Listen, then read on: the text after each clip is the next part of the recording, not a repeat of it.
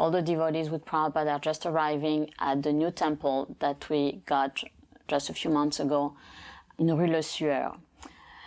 So Bhagavan thought that rather than Prabhupada speaking in the temple room, he should speak from the balcony so that he could speak to the people in the street. And also he liked the idea that it was a kingly way of speaking, as in the past the French kings would speak from that balcony to the crowds. But he had to ask a permission, so he asked the administration of Paris if it was possible.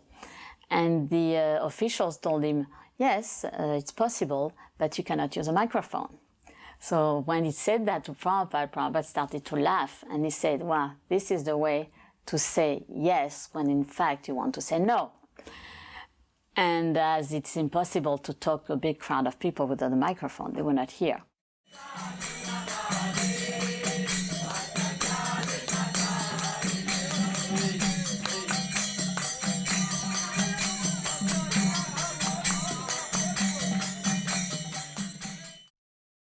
In the London temple, the deities were carved by Shamsundar, and here also the Jagannath deities have been carved by the devotees themselves. So it was a French devotee who was a sculptor, who was called Dayamrigya, who carved them, and then I painted them. And there is two particularities on Subhadra here. That first, she's smaller. She should be a little bit bigger. And the reason is that when Dayamrigya wanted to carve her, he forgot that he needed to have the little top knot on her head. And then when he realized he had to do that, then he had to make her shorter in order to be able to carve the top knot on her head. So that's why she's kind of smaller. She also has different eyes than most of the Jagannath deities. And the reason was that I painted them according to a picture that I got from India, but I didn't like the look of the eyes of Subhadra, so I just changed the eyes and I made them lotus-shaped eyes, which no Subhadra deity ever had in any deities from India. But everybody found it very, very beautiful, and Prabhupada found them very beautiful, though very unusual eyes for Subhadra. Later during that visit to London, before Bhagavan and I went on to Paris, Srila Prabhupada called us into his room and to give us some more instructions and inspiration. And I was very much hoping at that time to receive a personal instruction from Srila Prabhupada. Prabhupada gave many general instructions, but of course a disciple always hankers to have some personal interrelationship with his spiritual master and receive some special instructions. So I was a little shy to ask, but at one point I spoke up and I said, Srila Prabhupada, could you give me some instruction? So Srila Prabhupada leaned over the desk at that time and looked at me in my eyes. He said, preach boldly and have faith in the holy names. I've always tried to follow that instruction of Srila Prabhupada as a guideline for the rest of my life. I was so nervous at the time, I don't remember how I felt. I just felt blessed that Prabhupada would see me, notice me, and give some instruction that I could build the rest of my devotional career upon. And then Prabhupada, to further encourage both of us, he reached over into his drawer and he gave me one of his dhotis, and he gave Bhagavan Das one of his undershirts. And he just smiled, and then after a little more conversation, we left for our service in Paris, France. I did wear that dhoti, actually. It was bright saffron. Of course, I was a grihastra at that time, but it was the tadiya, it was the paraphernalia of the spiritual master, and therefore divine. We know that Mahaprabhu himself, in order to encourage his own followers, his own disciples, he would sometimes give them pieces of cloth. A piece of his cloth was sent to Maharaj Bhattaparudra, who worshipped as non-different than the Lord. A piece of his cloth was sent to Gopal Bhatta Goswami in Vrindavan. So this tadiya, this nectar, this mercy of my spiritual master, I took that very seriously. I used to wear that as a chadar, actually. And sometimes when these sannyasis would come through, they would chide me, "You're grihastra and you're wearing saffron?" I said, "Yes, this is no ordinary cloth. This is the dhoti of our spiritual master, Srila Prabhupada. I'm not taking it off for anything."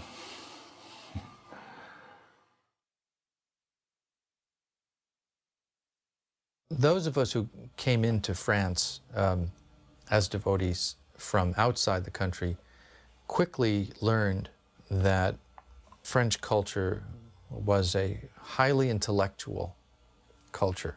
I think a young person in France in those days, by the age of 13 or 14, probably knew more about history and politics than a college graduate in America. And one thing that we went out of our way to do was arrange as often as possible for Srila Prabhupada to meet with intellectuals and thought leaders of the day. So he met with college professors, and he met with Cardinal Danielo, and he met with leaders from the World Health Organization. He met with leading Sanskritists. And the meetings were important because it gave us an opportunity to see how does a pure devotee of the Lord speak to different levels of people. And I think what was most astonishing was Srila Prabhupada's ability to listen carefully to each person's particular level of spiritual development and address them on that level. As they approached him, Srila Prabhupada would reciprocate, sometimes becoming very, very firm, very outspoken. Why do you speak this philosophy? Don't you understand the dangers here? He was concerned not out of any kind of pride or a sense of superiority, but because this was dangerous. These philosophies are leading people astray. Atmahana, killers of the soul. One of the leading figures in the Rosicrucian movement in Paris came to see Prabhupada, and he was quite naive because Prabhupada kept saying, so what is that? And what does that mean? As if Prabhupada had no idea about anything. It was sort of a technique that he was employing. And me and Yogeshwar, we started to get the giggles. And we're sitting behind the man. Because whatever the man said, Prabhupada would say, why? Anyway, after leading this person on and on and on, finally Prabhupada said, so what is the ultimate? He said it's indescribable. Then Prabhupada said, that means you don't know. But still, the man never became, put off by Prabhupada. He thought that Prabhupada was really, wanted to learn about the Rosicrucians.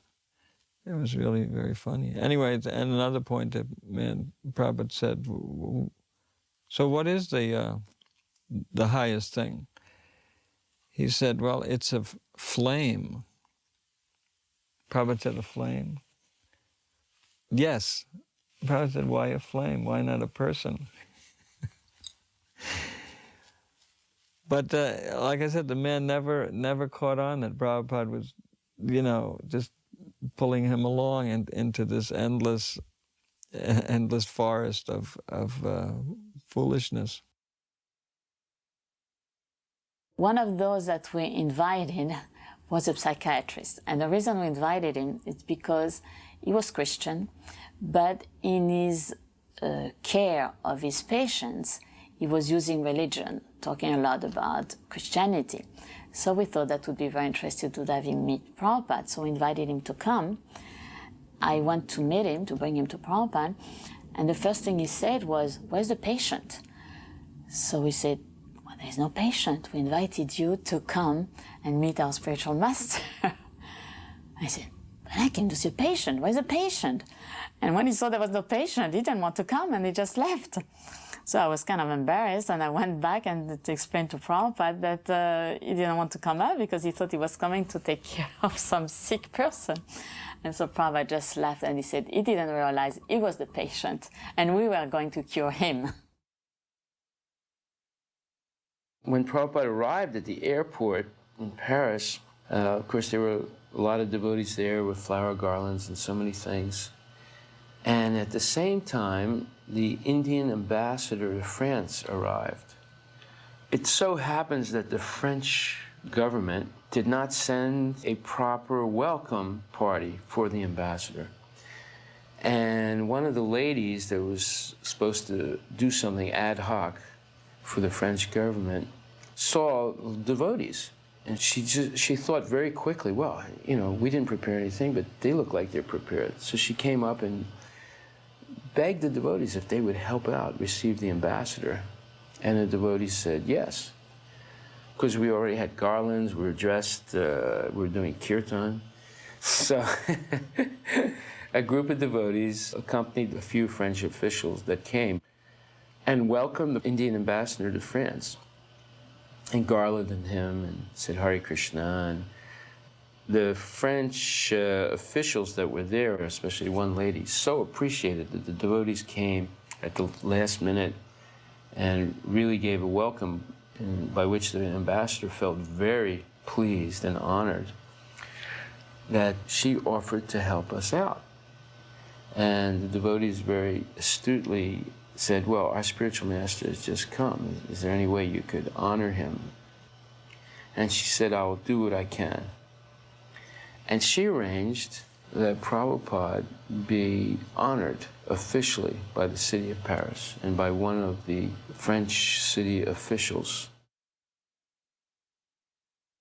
So when we received that letter saying that Prabhupada could be greeted officially at the Paris City Hall, the letter was saying how it would be the vice president of the Paris City Council that would be receiving Prabhupada, which is an equivalent of what a mayor will be in America. So that was very, very important personality.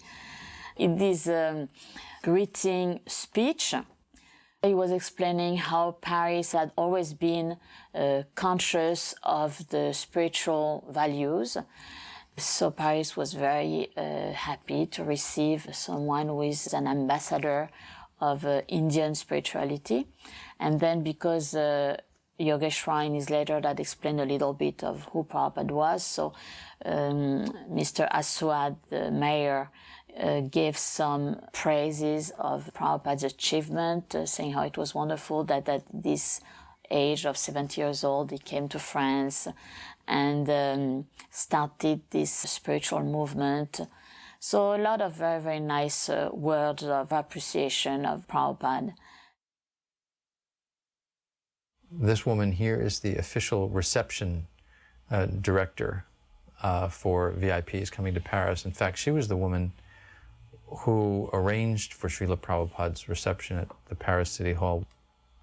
And the protocol was made very clear to us that when we go into the reception room, everyone should stand and the mayor will give his opening remarks and then Srila Prabhupada can reply.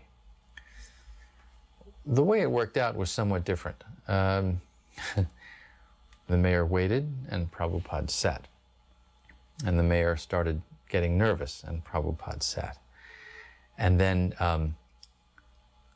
everyone was looking at Srila Prabhupada. And I leaned over and said, Srila Prabhupada, they're waiting for you to stand. Srila Prabhupada looked at me and said, I'm supposed to stand for who? And refused to stand. So the mayor started his remarks and gave his greeting to Srila Prabhupada, seated, probably the first time in the history of the country that anyone had been received in City Hall without standing up. And then when the mayor was finished saying how Paris has always been such a spiritual city, Srila Prabhupada stood at that moment and said, Mr. Mayor, you've spoken very nicely about how France is such a spiritual country, etc. Let us examine what is spiritual, and went right for the jugular. You know, that there is a soul within the body, and any government that is unaware of the difference between the soul and the body is a demonic government. Just like your Napoleon Bonaparte, you should pronounce the name Napoleon Bonaparte, he said, I am France. France is there, and where is Napoleon? The soul is gone. Where has it gone? This is the importance of proper spiritual training is to understand the difference between the body and the soul. He took seriously what the mayor had just said about the importance of the spiritual values in life. So he told him, the government's duty, the duty of the politicians, the duty of all the leaders of the people is to train the citizens in God consciousness and spiritual life. And if they do not teach the values of spiritual life, how there is a soul different from the body, if they do not teach how there is a God who is the supreme controller, then they are not doing their duty. They are simply doing harm to the citizens. So that was pretty bold for Prabhupada to talk in such a stern way to the mayor of the city of Paris. And we could see when looking at him that he was kind of astonished by what Prabhupada was telling him. But Prabhupada really took the opportunity to give them a lesson on being good politicians and doing really their duty as the leaders of France. He was strong, and that was Prabhupada's style. He was strong. He didn't mince words. He could be very understanding and was always sensitive, but never compromising. An opportunity like this in the City Hall of Paris, before the mayor, before press, before dignitaries, Srila Prabhupada was the Acharya, the representative of Krishna and Krishna's world, and there was no compromising the message at all, ever. We do not remember exactly everything that Prabhupada had said during that lecture, and it's sad that it's not in the soundtrack and no recording was done because the recorders didn't work. You can see them on the movie. They are trying to get the recorder to work and it doesn't. But right after the City Hall reception, when we went back to the temple, all the devotees wanted to know what happened. So I told them the whole story of what happened during the whole reception. And they wanted to know what Prabhupada had said and what the mayor had said. And I was able to retell the devotees exactly, with all the details, everything that Prabhupada had told the mayor. And the reason was that when Prabhupada would talk, he talked always in such a perfectly structured way that it was extremely easy then to reconstruct the whole lecture, even though it was something like maybe a 15 minutes talk, 15, 20 minutes talk, because the points were really following each other in a very logical order. And I realized that a few times after having, in the same way, repeated to devotees different lectures that Prabhupada had given when the devotees could not be around. And I was always amazed by that, of how Prabhupada was able to speak so concise, so precise, so perfectly structured. And that's one of the things I always liked so much and admired so much in Prabhupada, was his intelligence in the way he knew the philosophy, wrote the books, explained the philosophy, but that when he was speaking in public, it was always in such an effective way. It was really remarkable. What made it ironic was that at the very same time that Prabhupada was being received as a VIP in the City Hall, Indradimna was leading a Sankirtan book distribution party in the Paris metros and found himself under arrest by the Paris police. This was not an uncommon irony that Srila Prabhupada would be received as a dignitary, a missionary ambassador of peace from India. And yet the program for peace that he was initiating rubbed a lot of people the wrong way. So they didn't dare not receive him because they recognized that as someone with a large following who was very respected by Indian culture, they had to receive him. But yet at the same time, they would do whatever they could to suppress the Sankirtan activities. A few reporters were there. There was articles. At that time, there was a lot of reviews, different magazines, but very, intellectual magazines that were writing articles about us. And most of the time, this magazine, that was very nice what they were saying about us. But the general, daily newspapers, they were also very often writing articles on us. And sometimes it was very nice, but sometimes it was making fun of us because we were so strange, and they could not take it seriously. All these people in these yellow and white robes dancing in the streets with the little sika. It was so strange to them.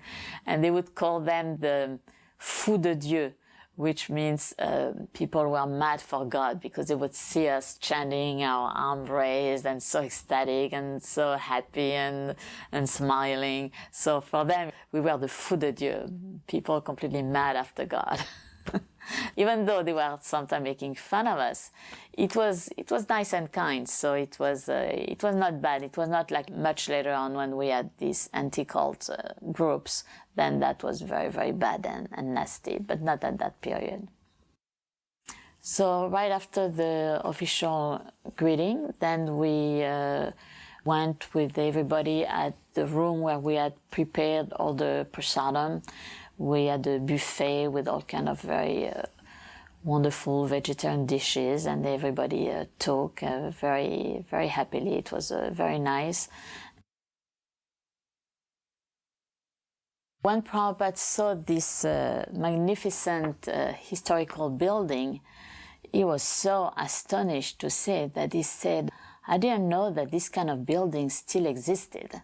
And then when he came in, Prabhupada was just saying how beautiful the building was, because he was saying all this wood carving on the walls and all these Greek and Chinese vases and the big chandeliers on the ceilings, the furniture. It was very, very antique, all the draperies, it was very luxurious, very, very beautiful.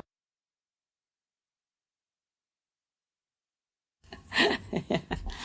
So in one of these articles, one of the journalists who was there, he saw that when Prabhupada came in, all the devotees paid obeisances. So the way he reported it in the newspaper was that all these Hare Krishna devotees kissed the carpet where so many great personalities had been walking, like the General de Gaulle, like the Queen of England had walked on this carpet, and the devotees were kissing the carpet.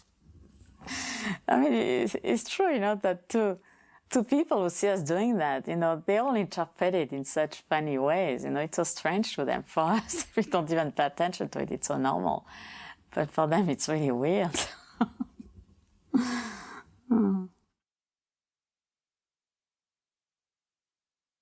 The brilliance and genius of Srila Prabhupada's mission was that he started off in such a humble way and always made himself accessible to people on all levels, so that moments like this in official government receptions or other elegant environments in no way should be interpreted as an aloofness or a sense of elitism on his part. They were nice to-dos when they could be arranged. It brought a certain notoriety or cachet to a visit. The really significant moments, however, were not receptions by fleeting politicians, but rather the in-depth philosophical meetings that Srila Prabhupada had, sometimes with very ordinary people. When I invited him to come, a Christian priest, I explained him about monotheism in India, and he was very astonished, because most people think that Indian religion is only polytheist. So when he heard that there was also monotheism, only the worship of one God, he was very, very pleased. And then I explained to him about how Bhakti was the devotional part of the various schools of thoughts in India, and that it was so close to the Christian understanding of love of God. So he was very, very pleased. And when I invited him to come to Prabhupada, he said, yes, he wanted to come. And this time when Prabhupada talked with him, he had a very nice and sweet and gentle talk with him, and not the heavy talks that he had sometimes, like for example, when he was talking with the Cardinal Danielo. Then he talked also with a gentleman called Mr. Geoffroy. He was the founder of La Vie Claire, which means the clear life, the pure life, which was the first health food store, vegetarian health food store that we had in France. So this was a very, very wonderful personality. It was Prabhupada made him come. And Prabhupada had a very long talk with him about eating pure food. Mr. Geoffroy, of course, was explaining how they wanted to give very pure food in their stores. And Prabhupada, he wanted us to have a farm at that time. We didn't have it yet. We didn't have new mayapore. So Prabhupada was telling him, so we will have honey in our farm, so we can bring our honey and you can sell it. And we will have milk, so you can also sell our milk. But Mr. Geoffroy was saying, yeah, but the problem is that it's going to be very polluted. And Prabhupada said, no, we're not going to use pesticides, so it's going to be pure.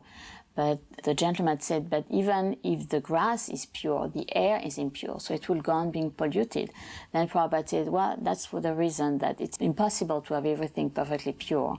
So that's why we are offering everything we are eating to Krishna. That's the way to have things perfectly pure. Otherwise, it's impossible in this material world to have completely pure food. Yogeshwar I tried to get some people from politics to come see Prabhupada, and one of them agreed to come. He was called Mr. Mesma, and he was a senator. And what was very interesting is that Prabhupada, whenever he was talking, especially with Christians, but also with politicians, he always wanted to talk about not killing the cows, not killing animals. So they had a discussion, and Prabhupada was telling this gentleman that if you absolutely want to eat cows, then just wait until their natural death, and then you can eat them. And we were very surprised because it was the first time that we heard Prabhupada mentioning something like that. But he said, Prabhupada said, in that way you will always have meat to eat because there will always be cows dying and you don't have to kill them. So that was very surprising also to the gentleman, who certainly didn't put it in practice. But it was an interesting point that Prabhupada could consider, okay, if you absolutely want to eat meat, then do, but at least wait until their natural death. I remember going on a morning walk around the Bois de Boulogne, in which there are some lakes, and I remember asking Prabhupada a question. I asked several questions, but one specific question was, Srila Prabhupada, what does it mean to be humble? And his answer was really incredible. He said, humility means that you're convinced beyond any doubt that there is nothing in this world, absolutely nothing in this world, not your money, not your family, not your fame, not your gun, not your education, nothing that will save you except the mercy of Krishna. He said, when you're convinced like this, then you're humble. And that explanation really impressed me.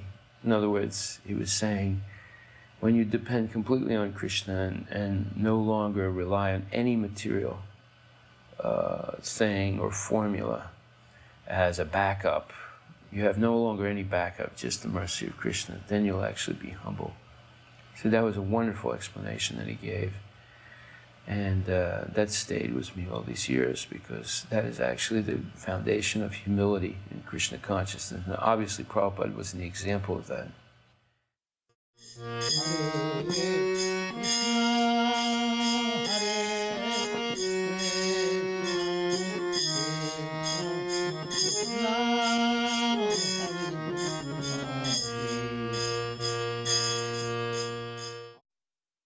I had made friends several years before with a lady who had a circle of friends that met regularly. She had a center for esoterical and interreligious dialogue. I had spoken at her center several times, so she and I had become very good friends. And it turns out that she was a personal friend of Cardinal Danielo, the chief cardinal of the Catholic Church of all of France. At that time, she was actually dying. And I went to see her, and I begged her if she would do a favor for me. And I told her that Srila Prabhupada was visiting, and he had been received by the city of Paris officially. And I begged her if she would please help us arrange a meeting with Cardinal Danielo, and she agreed. Paris in these early 70s was a very political environment, and Cardinal Danielo fit right in. He was known as the Bohemian priest. He had a very strong following among young people, even though young people for the most part were very anti-religion. If anyone had an ability to circulate among them, it was Danielo. He managed to maintain a very broad-minded and open-minded position among young people. Danielo, in his own way, was making a contribution, I think, reaching out to young people who were completely atheist and attempting to bring some sense of the value of a God-focused life into their purview. Still, because it was a ritualistic Catholicism, he didn't appreciate, for example, the philosophy of the soul present in all life forms. The devotees were amazed by the discussion because it showed that here is the top man in the Catholic Church, and he's an intellectual. He's not only a performer of rituals, but he's a top intellectual. And in the presence of Prabhupada, he was not able to discuss significantly the topic of compassion and nonviolence, and he was unable to comprehend the subject. And it made me realize why Srila Prabhupada agreed to meet such people. It was more for the devotees than any other reason, because we were able to see that although these were big people in French society or in society, they actually were very small in comparison with the pure devotee of Krishna. And that was important for the devotees to see. I remember thinking when I was really early, why did my parents have to die? So that was already kind of in there. And then the Bible school and the Christians having fun things, and you'd go to that and spend a week, and they tell you stories about Jesus, and it always seemed very attractive to me. And then as I got older, I started going to churches with friends and different Protestant churches. We'd get to a point in the Sunday school, and I'd ask a question about, well, what happens to all those people that don't know anything about Jesus? You know, the Eskimos or the people in Africa or whatever. And they'd always come up with this idea that, well, no, I mean, to be saved, you have to know about Jesus. And it just didn't seem fair. And I'd like argue a little bit, and then I'd lose interest in that church. And eventually I ended up at the Catholic Church. And when I asked them that question, they said, well, you know, innocent people don't go to hell. There's purgatory or there's limbo, and we pray, and there's a process. And they can move up to heaven. And it seemed to make sense to me. And I thought, okay, that seems fair. And Shruti Rupa and I, by then, had kind of got also interested together. We had been friends since elementary school and lived down the street from each other. So she and I and my two sisters started going to catechism at the Catholic Church, and we did that for a while, and eventually my sisters and I got baptized. The Catholic nun, Sister Dominica, she encouraged me to go for confirmation. It's like the next step in the Catholic Church. You pass a slight little test, they ask you questions, and if you have any doubts, this is when your doubts would be cleared up, because you're going to go through this ceremony and you're going to take the Catholic faith as your faith. And if you fall away later, it's a more grave sin. It's a mortal sin, a stain on your soul that cannot be removed easily. So I was going to classes, and now I came up with a different question. What happens with my pets? Do my pets go to heaven? And it was totally sentimental on my part, because I wasn't a vegetarian, but I just wanted to know. And she was very sorry. You know, the nun kind of put her head down a little and said, no, animals don't have souls. Only people have souls, so only people go to heaven. And again, that just didn't seem fair to me. I mean, I was by then 12, and in the end, I went ahead and got confirmed, because I thought, well, I haven't found anything that makes more sense. And then life goes on, and adolescence comes in, and you get distracted, and you're a teenager, and so many things happen. And interestingly enough, Shruti and I remained good friends, and we would get into kind of other things together. You know, we'd talk about Siddhartha or just Eastern stuff in general. Not real deep, but just it was the hippie kind of thing to do. It was kind of cool. And at some point in all of that, I had made a type of commitment that if I hear the truth, I'll accept it. And around soon after that, I happened to see a TV show with the Hare Krishnas on it. It was a news thing, quick, from out of Miami, and that would have been local for Key West. But the thing that I remembered was the 4 regulative principles. And so I heard that, and I immediately kind of made a decision. I don't know if I want to find out too much more about this, because it might actually be the truth. And I just didn't really want to risk, you know, the 4 regulative principles seemed a little severe to me. And so I just didn't really want to know. And I kind of even almost made an effort to avoid the devotees. Once I saw devotees across the street, and I went to the other side of the street. And then, you know, a little time passes, and Shruti and I decided to take a trip to Europe. We were going to meet friends in Germany that were in the army and travel with them a little bit. And just before we left, somebody at the airport gave us the teachings of Lord Chaitanya and a BTG. And so we traveled. We, you know, really immediately realized after some difficulty and some ups and downs with our friends that we didn't really have too much in common with them. And we just traveled on our own a little bit. And then we just decided, why are we traveling all around? What are we looking for? We should just go back to our home and try and just be stable people. And so she gets the idea. She has this BTG. She says, why don't we go to the temple? And it was kind of a difficult trip to get to Paris. We had trouble with being vegetarians. So we got to Paris, and we got off at a train stop. And there were 2 quite large men that were selling there. And Shruti immediately went up to them and asked them directions to how to get to this address. And they kind of gave us instruction, and we started heading in that direction, and we realized that it didn't seem quite right. So we stopped and asked in a hotel. And that man told us we were going in a completely wrong direction. So we left the hotel, and we turned and we started heading the way he told us to go. And then we realized that these fellows were following us. It could have been coincidental, but then when we changed directions, then they also still were following us. It was just a scary scene. We were kind of starting to walk faster and faster. They were walking faster and faster. We were hoping that at the end of this street, there was going to be the door with the number on it. So we see the 4 on the door. We start pounding on the door, and that's when the door swings open, and light just comes pouring out, and incense comes billowing out, and music comes out, the chanting comes out, and Indradumna, dressed in white, looking very angelic, says, yes, you know, can I help you with something?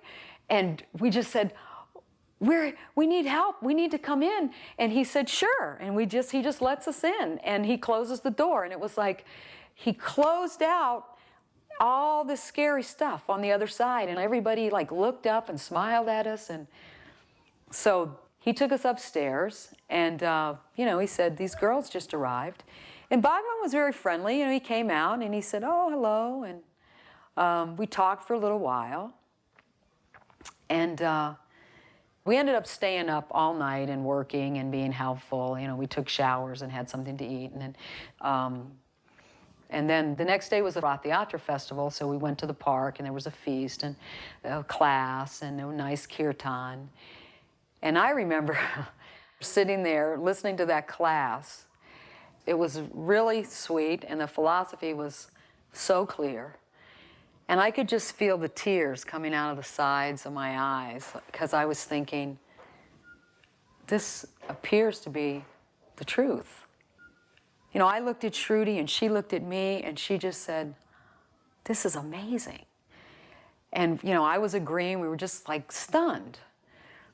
What did we stumble into?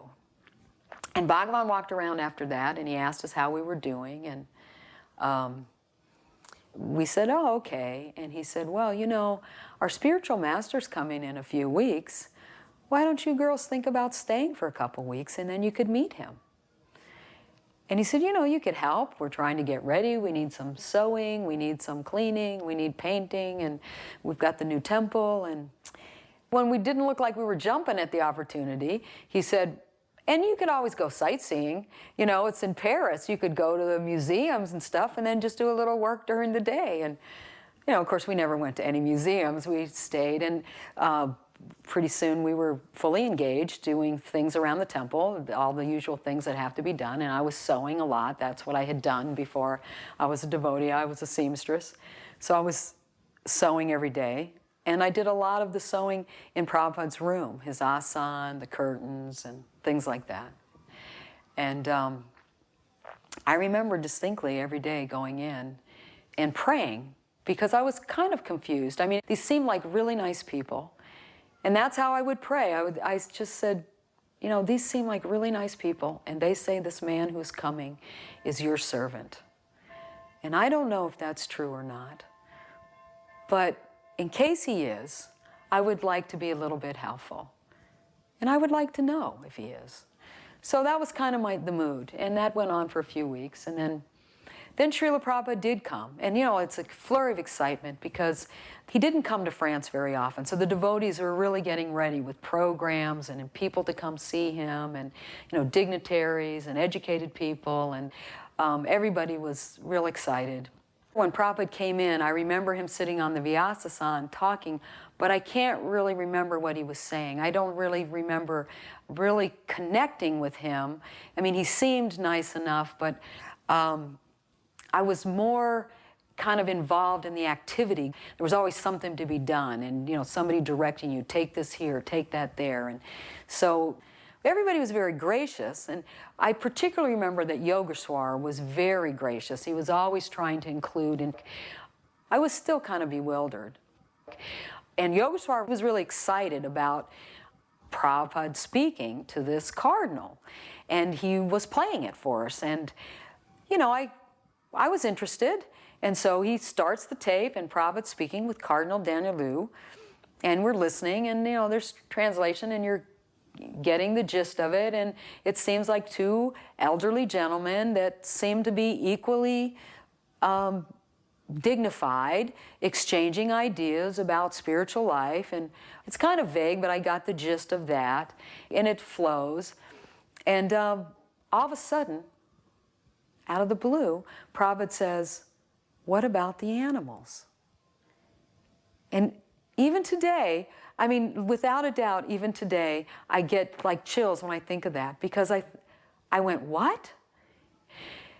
And Prabhupada says, what about the animals? And he goes into a whole thing about the animals, and the cardinal says the same thing that the bishop had said to me years before. Well, the animals don't have a soul, and he makes all these justifications. You need the meat to eat, and people, it's more important to feed people. And Prabhupada answers one question after another, and the cardinal like persists. It seems to be almost I won't say a battle, but you know, Prabhupada's he won't let him off the hook. And he brings up the analogy of if a man has two children and one child has diminished capacity, does he love the one that's not so intelligent less than the one that's qualified? And of course the animals have a soul, and of course the animals, and I mean, it never fails to move me. All of a sudden I felt this real clear understanding, almost like a voice. Yes, this man is my servant. Yes, this man will answer your questions. He will answer the questions you forgot you had, and the questions you haven't even thought of yet. I mean, it was like so clear that I was stunned. So I didn't have a doubt. I've had lots of ups and downs, and I never had a lot of association with Prabhupada, but I just felt that Krishna had answered that request. I had had that simple request. I would like to know.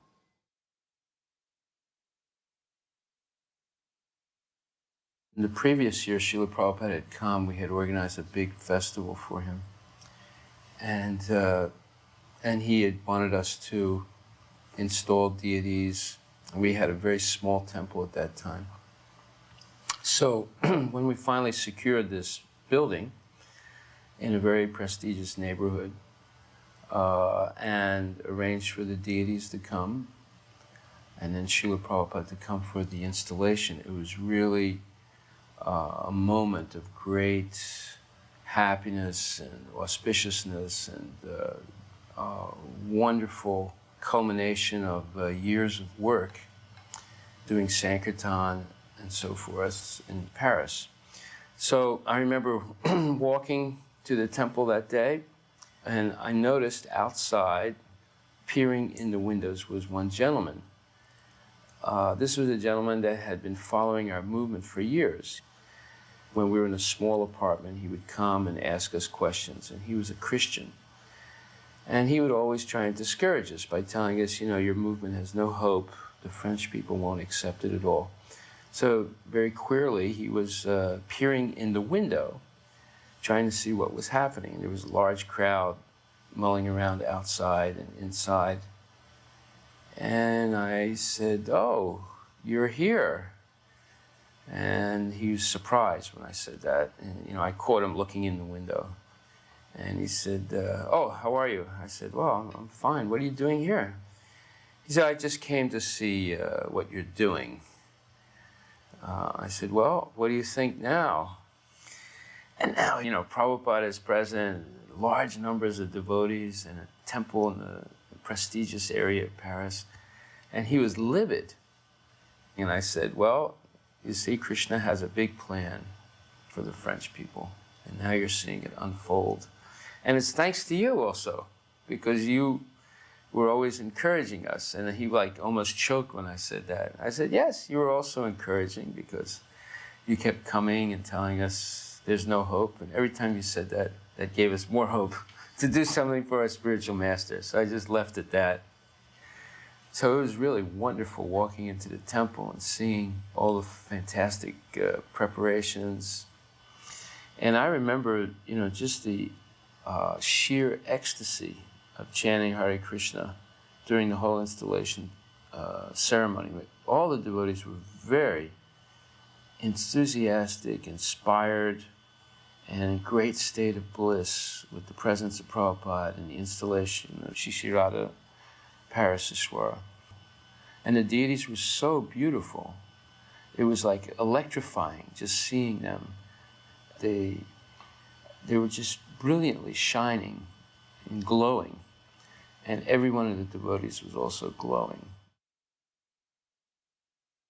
I'm just remembering back to 1972 in Amsterdam, and Srila Prabhupada was installing Lord Jagannath, Baladev, and Subhadra. And most devotees know the situation that was occurring at that time. There were a lot of faux pas as far as the fire yagya went. And I was watching Srila Prabhupada install the deities, and I was seeing Prabhupada's concern that the deities be taken care of nicely, that everything be first class for the deities, and unfortunately it wasn't, and Prabhupada became very angry. And I was watching this. There were reporters there were guests, there were devotees. Prabhupada was not even concerned with what they thought. he was concerned that the deities actually be taken care of properly and that everything be first class. And so that incident, along with what happened in Paris, the next year was 1973 when Radha Pariseshwara were installed. I was also there. And everything was first class. The fire yajna was very nicely set up. It was very opulent. Prabhupada was very pleased with that. And just his care and concern for the deities. These two incidents in the beginning of my Krishna consciousness were the foundation for my own deity worship. I mean, I've been engaged in deity worship for over 30 years.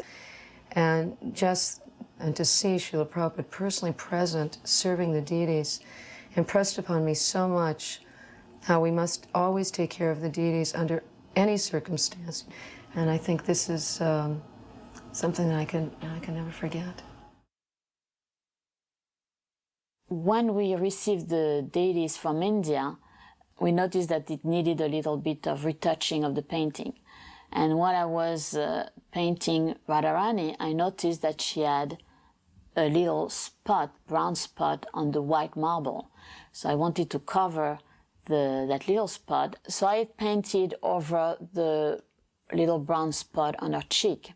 And you see here that Prabhupada is rubbing Radharani's cheek. And the reason is what happened is that when he saw her, she was completely white. And then when Bhagavan poured on her the different oils, the oil made the pain go away. So suddenly he saw the little brown spot appearing. And that's why he is rubbing Radharani's cheek in order to see what's going on. So of course later on, after the deities were installed, I went back to repainting that little part on her cheek and it became white again. Then Prabhupada mentioned two things about Radharani. One was that when we dressed them, we didn't have yet very, very wonderful, nice clothes. We had some very simple clothes that we got from India. And the skirts were falling very flat around Krishna's body and Radharani's body. So Prabhupada told us that the skirts had to be very wide, looking very pretty and very wide. So he said, you should put some sticks underneath to have the skirts open very wide around them. And then he said another thing, which was very surprising to us. He said that Radharani has come to France as the most beautiful French girl, because in the whole world, the girls with the most beautiful faces are the French girls. During one of the temple kirtans, I had put down my movie camera and picked up a still camera to take pictures. I took a few pictures and then put that down and joined the kirtan.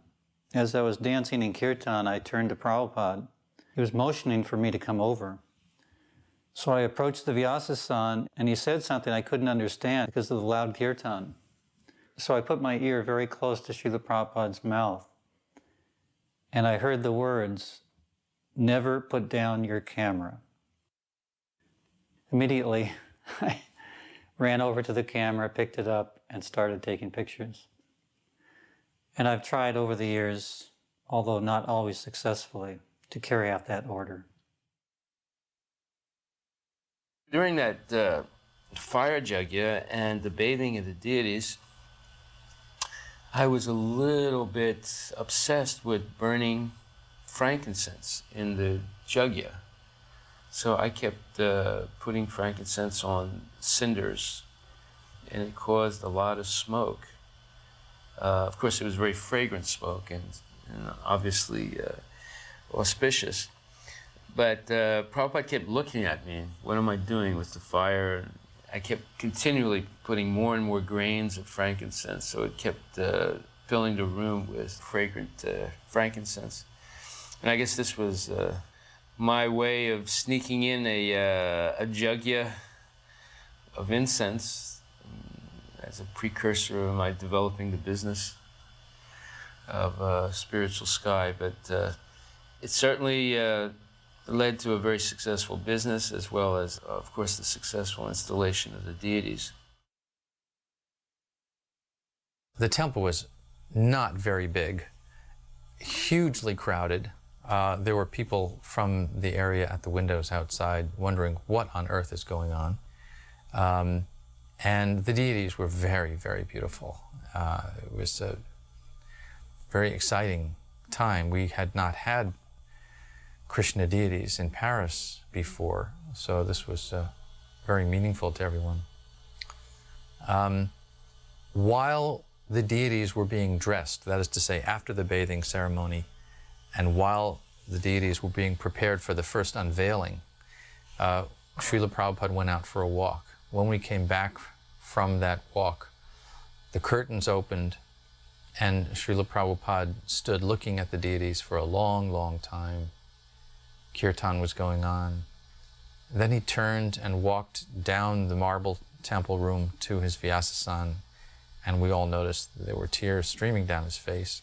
He sat on the Vyasasan and used the edge of his dhoti to dry his eyes, and started his lecture by saying that the meditation on the Lord begins from the lotus feet. Therefore, I'm inquiring, why are there no ankle bells? In our haste to dress the deities in time for Prabhupada's return from his walk, we had neglected to put Krishna's ankle bells on. Prabhupada, of course, noticed. But it was a very touching moment, because God must be real. I mean, look at how much love this person has for him. It was very obvious to everyone there that we have not been led into some kind of cultish practice or something. Here's Prabhupada, there's Krishna. Here's Prabhupada weeping out of love of seeing the Lord of his life. This is real.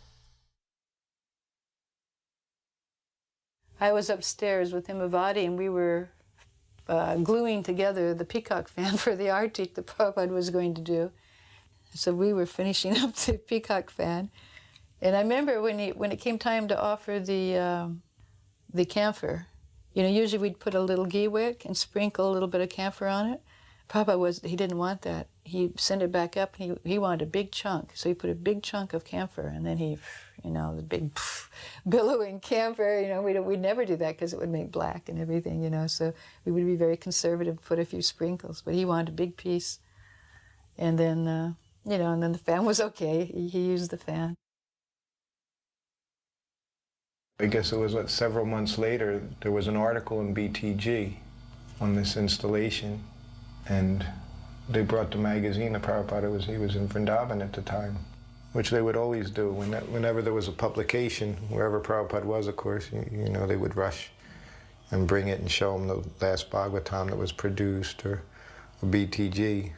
So he was at his sitting desk right here, Krishna Balaram, and they brought in the BTG, and Prabhupada started paging through it, and it had the pictures of the deities on the altar. And Prabhupada looked at the one picture, and in the picture there was Krishna and Prabhupada. You could see, you know, the shot that was taken was Prabhupada and Krishna. And Prabhupada smiled. He said, just see, he said, I am looking at Krishna, and Krishna is looking at me. After the installation, when Prabhupada did the arati, he performed arati for the deities, and that really amazed all of us. And I remember playing the mridanga and standing very close to Prabhupada.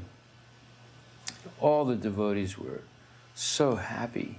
It's just incredible. And Prabhupada was meditating on Radha and Krishna while he was performing the arati. And I had never seen Prabhupada perform arati before that, and it was quite an experience. He took his time, and he meditated deeply on the deities, and it infused everyone with, you know, deep spiritual ecstasy.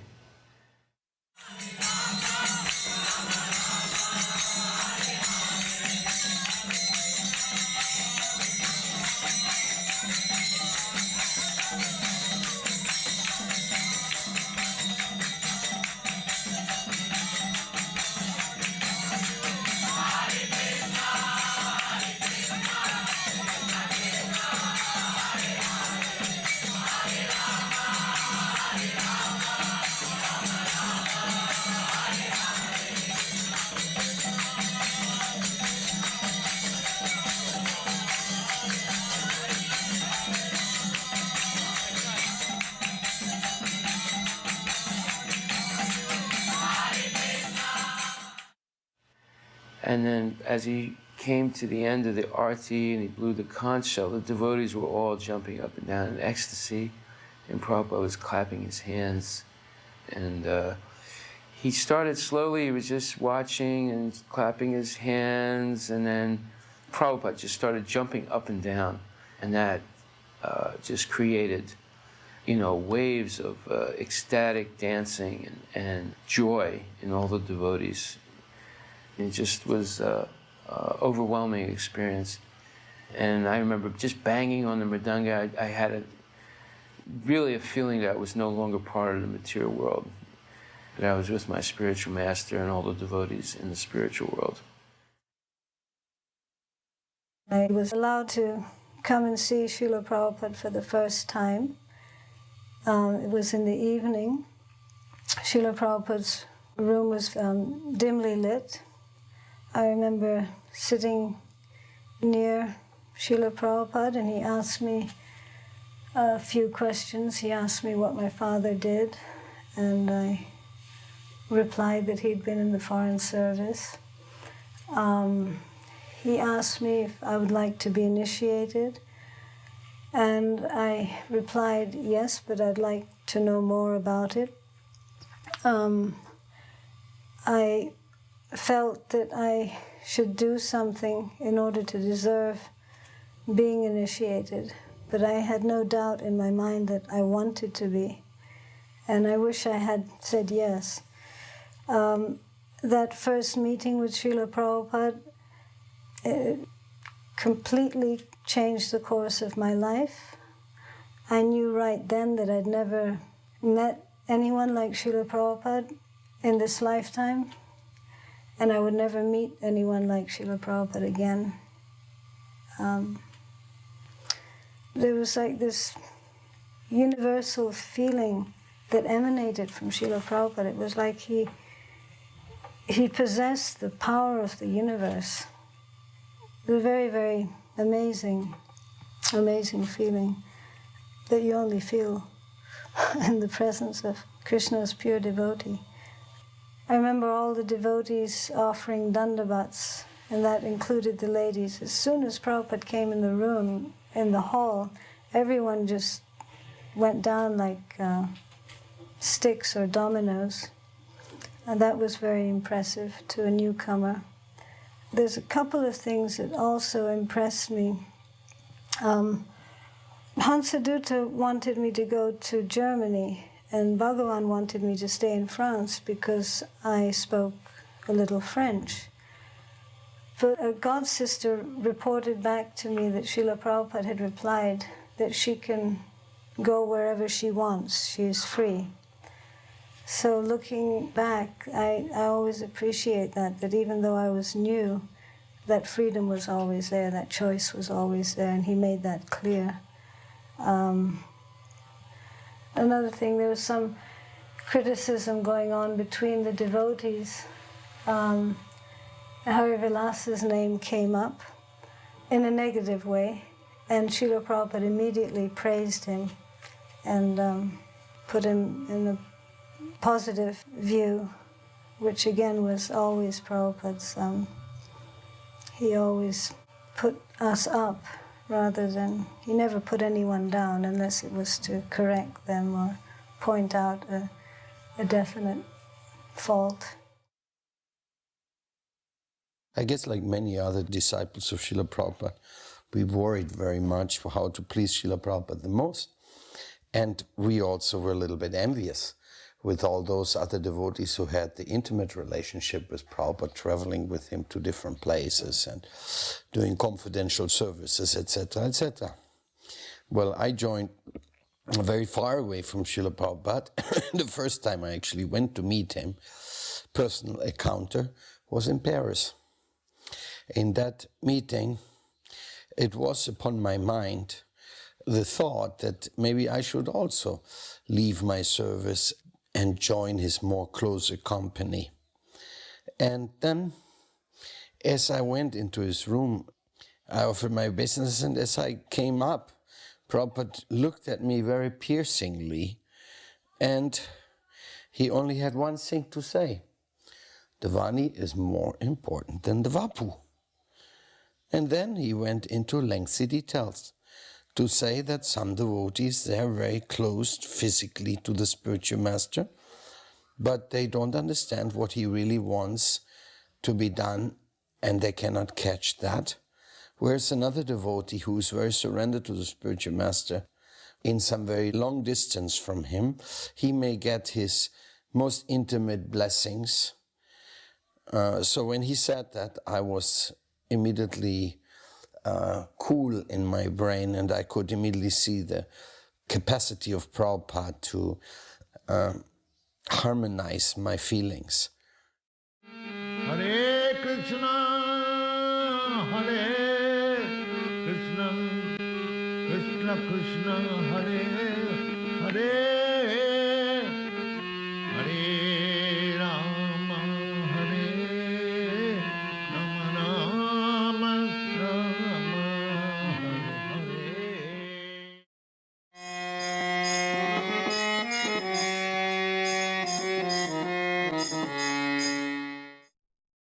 Prabhupada stayed here for over a month, I think, or at least a few weeks he was here, and it was a really beautiful time of year, which is not real common, that you can get several days in a row with sunshine. But we seem to. And Prabhupada even commented about it. He said, England's very nice, but when the sun shines, he said, it's like one of the nicest places in the world. And he would come here every afternoon and sit down right on the lawn. And at this time, they had just published a book, Lord Chaitanya in 5 features. So that was like the first volume had come out of Chaitanya Charitamrita, the Adi Leela. So we had a copy of that. And when Prabhupada would sit down here in his place, sometimes he would have me read from there. Prabhupada always would sit and like to listen from his books, you know, either read them himself or hear others read them, and he enjoyed hearing the philosophy that he was translating for us, and always enjoyed it in the same mood that we did, just relishing Krishna Katha. Anyway, the one day I remember I was reading from this book, and of course it had the transliteration, had the Bengali in there, so I was just reading, and Prabhupada had an audience, and there were some Indians in there. And he was very happy. He said, just hear him, he said, just see how nicely he reads this Bengali. He said, even he has no experience, he said he can read it so nicely. So again, he always appreciated, he had made devotees, and he liked to see them, that they were capable in doing these things, you know. So he liked to show the Indian community, you know, what he had done. He had turned these Westerners into devotees, into Vaishnavas. You know, and Prabhupada liked the simple things, sit outside. So in the afternoons, if the weather was nice, he would sit out there. From his quarters, of course, this whole area, this is what you would see from his sitting room. And sometimes he would, again, as he would walk around in his room chanting, and he would just look out the window, onto the lawn and the trees.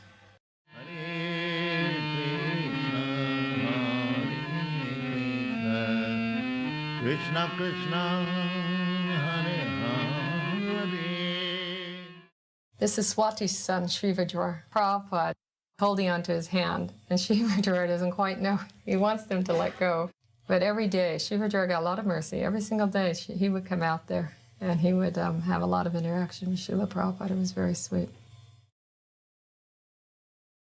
Someone had told me that Prabhupada liked very lightweight, very fragrant garlands. So some English flowers like stock and sweet peas, which are very, very fragrant, very pretty colors and very lightweight. So I would buy these from the flower market, and in the van on the way to the manor, I'd make the garland for Prabhupada. And I was there one day, and somehow or other Malati got hold of me, and I was helping her. And the garland didn't get to Prabhupada during class time. She said, well, bring it up now with the prasadam. So she took me up to Prabhupada's room, and I had the garland, and I was kind of holding it as if to, you know, inviting someone to take it from me, to give it to Prabhupada. And Prabhupada looked at me, and he he raised his head and indicated that I should come and give the garland. So I went forward. Needless to say, I was extremely nervous. I didn't want to touch Prabhupada. I didn't want to drop it on his head. I was petrified. But as I put the garland over his head, the top of his ear brushed the inside of my hand, and it was so soft. I can still feel it now when I think about it. And he was smiling like anything. It was so wonderful. He said, "Thank you very much." And for some reason that day, I was there for a long time. Prabhupada was walking around outside in the afternoon, and he still had the garland on. And those flowers are very, very delicate. And that garland was still as fresh as the minute I had put it on him. And they said he'd been wearing it all day. I went on Sankirtan with Prabhupada. We were very close friends in those days. So one day we came back to the manor, and we saw that Srila Prabhupada was sitting on the lawn with only Shamsundar. We thought that this is a wonderful opportunity to have an intimate association with the spiritual master. So we rushed down to the lawns, and we went over there and sat down. And Prabhupada looked at us, and he seemed to be a little bit disturbed.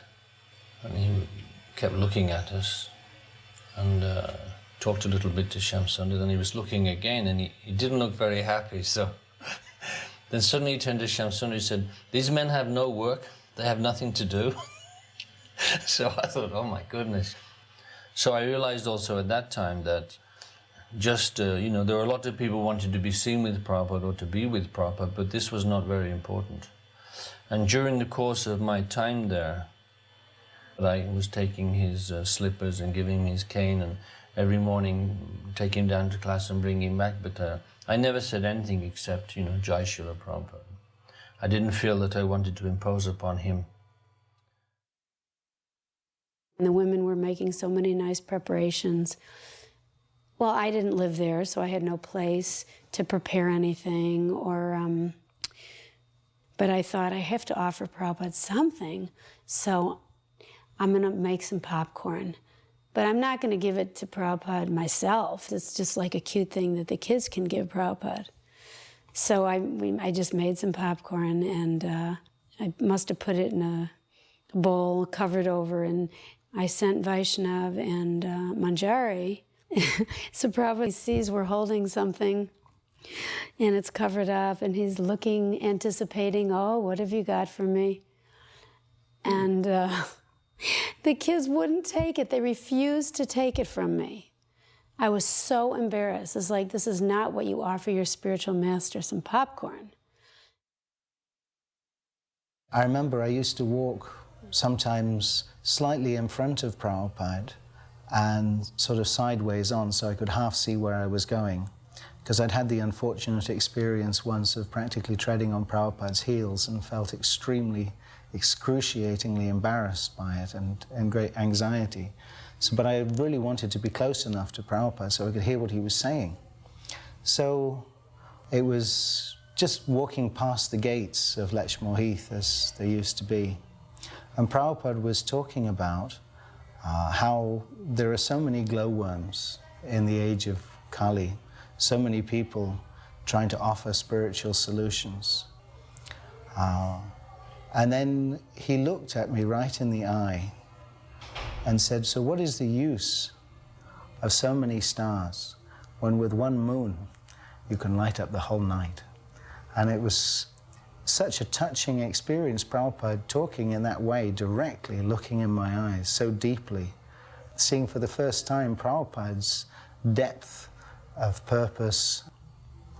It felt like Prabhupada was asking, "So when you were going to become a moon?" Because this is what Prabhupada wanted to do. He wanted us all to become moons.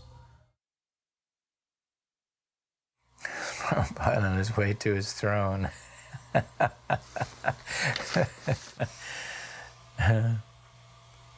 This is the first Vyasasana at Bhaktivedanta Manor. That was built after the Queen's throne in the House of Lords in Parliament. We got an invitation from Lord Sorensen, I believe it was, to attend a session at the House of Lords one time, in the visitor's pew. And I took the idea from seeing the throne there that Prabhupada would look very nice in such a throne. Prabhupada was always very low-key about everything, but look how regal he looks.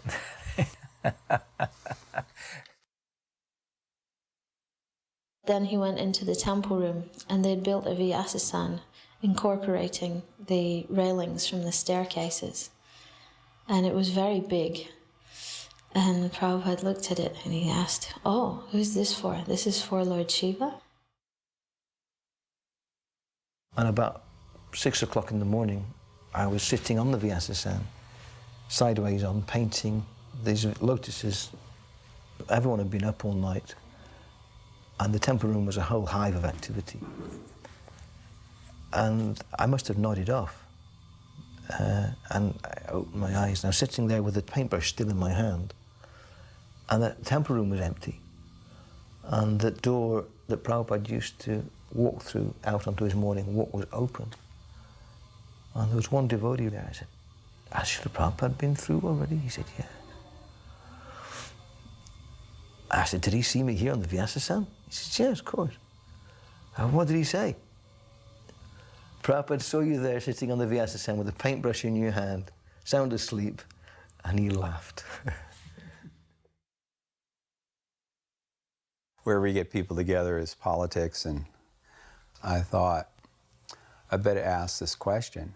And I said, "Prabhupada, sometimes I have a question, and it's too detailed for the scriptures, and the spiritual master isn't around. What should I do?" He said, "If you chant Hare Krishna very nicely," he said, "all the answers will come from within." There was this English fellow who came. He was in his 30s. I can't remember his name. And he was rather disturbed over the story of Junior Haridas, that he had committed suicide for seemingly such a small offense. Lord Chaitanya chastised him so heavily. So Prabhupada explained it this way. He said, Junior Haridas, he went back to Godhead. He said, just because the father chastises the son, it does not mean he does not let him back into the house. One day we were sitting in Srila Prabhupada's room, and all of a sudden George Harrison walked in with a group of Indian people. And he paid obeisances, and he was very excited that he had a song he wanted to play for Srila Prabhupada. The song was "Krishna, Where Are You?" And he had produced it and played instruments on it, and Lakshmi Shankar, who was with him, sang the song. So Prabhupada listened to it, and as he was listening, he was smiling and tapping his knee in rhythm. And then afterwards, Srila Prabhupada said, "Yes, this is the proper mood, always searching for Krishna. Not that we have found Krishna, but we are always searching for Krishna, just like the 6 Goswamis." Of course, George was very, very happy. He and Srila Prabhupada had a wonderful relationship. When George walked in and paid obeisances, you could really see his great feeling and humility. "Krishna, Where Are You?" can be found on the album Shankar Family and Friends, referring to Ravi Shankar. The words are, "I am missing you, O Krishna, where are you? Though I can't see you, I hear your flute all the while. Please come wipe my tears and make me smile." Here's a short cut from it.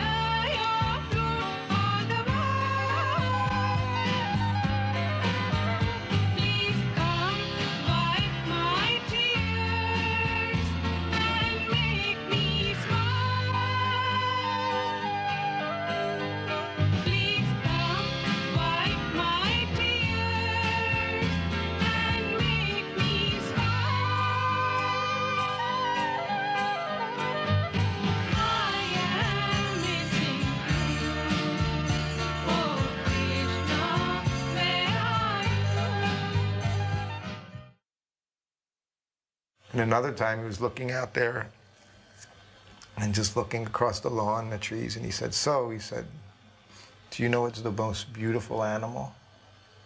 And, you know, whenever Prabhupada would ask you a question like that, of course, you either wanted to know the right answer and say it, or you didn't want to say anything at all because you didn't want to say the wrong answer. So, of course, I was thinking different animals, and I thought, what, you know, you had to say a cow, you know. Krishna loves the cows, you know, he's Govinda. So finally, after a little bit, I said a cow, and Prabhupada just laughed, and he said, no, he said, the horse. He said, the horse is the most beautiful. He said, its body and its muscle structure. And I said, oh, yes, Prabhupada. A lot of devotees don't know this, but actually Prabhupada did name the land New Gokula, and that's why he named the deities Radha Gokulananda. And he wanted the main activity there to be Goraksha, cow protection. He wanted 150 cows kept on the property, and I said, but that's not very practical because of the 17 acres of land, there's only 6 acres which is pasture land. But I said, you need at least 1 acre per cow, and he said, so? You buy another 150 acres of land. What is the difficulty? This is the most important duty, to look after the cows and explain the importance of cow protection. He said also we should purchase a double-decker bus and drive the bus into central London and fill the bus up with Western tourists, Western people, and bring them out to the manor so they can be educated in simple living and high thinking. He said besides showing them how the cow is protected, we should also be producing milk for sale and butter and yogurt and also ghee. He said if we make our own ghee, he said so many people want to purchase the ghee because there's nothing like homemade ghee. And he said that the other activities that devotees should be doing there is spinning and weaving and different handicrafts. This is what he wanted to happen there. Then I asked him about the Indian community. I said, should we cultivate the Indian community? And he said, they're already Krishna conscious. He said, we should concentrate on the British community. He said, they know nothing about Krishna. During this time, Shyam Sundar had a program where he was inviting different prominent persons to come see Prabhupada for darshan, and celebrities. It was during this time that Donovan came to see Prabhupada, and Schumacher. I think he wrote a book called Small is Beautiful. Lord Brockway. One reporter during a darshan asked Prabhupada if we worked. Prabhupada said, no, we don't work. Why should we work? We're the sons of the richest man. Then he said, you see this manor, right? What do you think it's worth? So the reporter said, £500,000 or more. He said, so do you think that if you worked your whole life, you would have enough money to buy it? And he said, no. He said, well, you see, we don't work, but we've got it. Someone gave it to us. So why should we work? We get everything we need. In 1971, Prabhupada had a pandal in Delhi, the first pandal. And these deities were used for the pandal, and then afterwards, they were just sitting. And then there was discussion that we would eventually get a new temple, because Bury Place was becoming too small. So then Prabhupada mentioned that these deities were available. So immediately Dhananjaya, called up India and started the action of, can we get these deities over here? So it was already set in motion, and then Srila Prabhupada said, well, where's the money? Because one man had volunteered to pay for the deities to be sent over, but he hadn't handed the money in hand. And Prabhupada said, no, he said, don't do anything until you get the cash in hand, because we had no extra money at all. So when Dhananjaya called again to try to stop, wait until we get the money, the deities somehow, they had cleared them through customs. They were already on their way. So Prabhupada made the comment. He said, well, if Krishna wants to come, who can stop him? So then Radha Gokulananda arrived, and they set up in the Pujari room in Bury Place for about a year before they came out here. And we hadn't had the manor. We didn't even know where we were going to have a temple at that point. But then Bhaktivedanta Manor was found. And so Radha Gokulananda were always, destined to come to the new temple wherever it was going to be in England. They came with 7 outfits. It was meant to be installed on Janmashtami, and we did it on Janmashtami. And now he's offering. This is the first offering to the deities, and Prabhupada is personally offering the deities their bhoga. Prabhupada's very involved in the whole installation. He comes down into the temple room. They're about to offer him a garland. He doesn't accept the garland because there's none on the deities. And then he personally supervises the bathing of the deities. Then he personally supervises the men that carry the deities and put them up. And then Malati dressed Krishna, I dressed Radharani. And then he came in, it was personally, he's hurrying us up, to dress the deities quickly. Prabhupada was, you do it in a certain amount of time. The deities, they were originally meant to have gone to Scotland, but I guess Krishna's desire was to stay at the manor because that's where they ended up. Anyway, I picked them up from the airport. We had this Russian vehicle at the time, and I remember driving this vehicle out to Heathrow Airport, to the cargo area, and there were the 2 boxes with the deities in them. And I'm trying to think, if I just say deities, will he understand? And also, I knew a little bit about packing deities. And quite often, deities arrive broken. Generally, they actually weren't broken in transit, but in the opening of the box, they would take some crowbar or something and apply pressure, and that was when they would break. So I was very worried about, if I had to open them up, how would it be done? And, so, all right, now, what's this? So I very authoritatively said in my best authoritative voice, this is the Supreme Personality of Godhead and his eternal consort. And, they didn't flinch, they're British. And I said, it's for a temple, religious. That was it, they let it go. It's 2 big boxes, they didn't open them. And this was such a beautiful place that George Harrison had purchased and given to Srila Prabhupada and the devotees. And we finally felt that we had a real home in England, and there was a sense of permanence about it. And so the installation of the deities had significance on many different levels, not the least of which was this feeling of having achieved a long-term goal of establishing Krishna consciousness in the UK, which of course had historic significance as well as emotional significance. I mean, England having been the invading force that had governed India for so long, and now Krishna consciousness coming to England and establishing itself permanently as the spiritual force in England was very significant. And there must have been something about this, because Srila Prabhupada was so energized during this installation ceremony. His lecture after the deities had been installed, and he offered the arati ceremony, and there's wonderful dancing. He's jumping up and down, going around and around the deities. When Srila Prabhupada offered the first arati to Shri Radha Gokulananda, I was photographing him. I stood behind the arati tray and simply focused the entire time on Srila Prabhupada. And as I was doing that, I was struck by how gracefully he offered the different items. The beautiful circles he made with the ghee lamp and the little circles within the circles. And also I was even more struck by how focused he was on Shri Radha Gokulananda. I was certainly focused on him, and all the other devotees pretty much were focused on Prabhupada. But Prabhupada was focused on the Lord and on pleasing them. This whole event was not about him, but it was about the pleasure of Shri Radha Gokulananda and the pleasure of his spiritual master. Looking at him as I was, I could feel that. And when he finished the arati, and he started circumambulating the deities, again his movements were very graceful, very rhythmic, and it was for the pleasure of the Lord.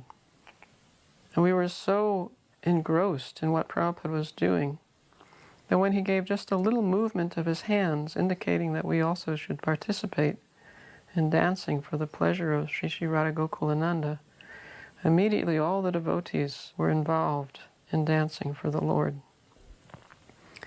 And it was an ecstatic moment. We were so delighted to be part of this historic event that now Srila Prabhupada had a firm base, a beautiful base, Bhaktivedanta manner, where Krishna consciousness could be expressed by his followers. And from that base, they could start to spread Krishna consciousness throughout the country. When you got to do service, personal service to Srila Prabhupada, I always felt like I was in another world, you know what I mean? You were just so wrapped up in the service that you were performing and so intent on doing that, that everything else, you know, almost nothing else, that probably the world could have blown up around you and you wouldn't have noticed that that had happened. So this is Prabhupada doing this arati, and to be personally so involved and be able to dress the deities and being in the deity room when Prabhupada offered the prasadam and now doing the arati. You know, it was definitely a very exceptional feeling. And after, you'll see when he comes to the point where he starts circumambulating the deities and then invites the whole temple room into the deity room. There's a lot of space. This is a big room, so there's space behind the altar. At very few occasions I felt just this amazing energy. Every time Prabhupada danced, or he raised up his hands for people to dance, there was this energy, and just the whole, you know, everyone felt it. You were just lifted off your feet by this ecstatic energy. Be able to do that with Srila Prabhupada and dance with him so closely, it was absolutely amazing. I was serving in Bury Place at the time, and it wasn't my time to go out to the manor. We all had turns. But I just felt there was no way that I could miss this installation of Krishna by Prabhupada. And I ran away for the day. I didn't actually get to see very much of it because there were so many devotees there and it was so crowded. I just remember seeing Prabhupada placing a garland over Gokulananda when he was standing in the steel bowl on the floor.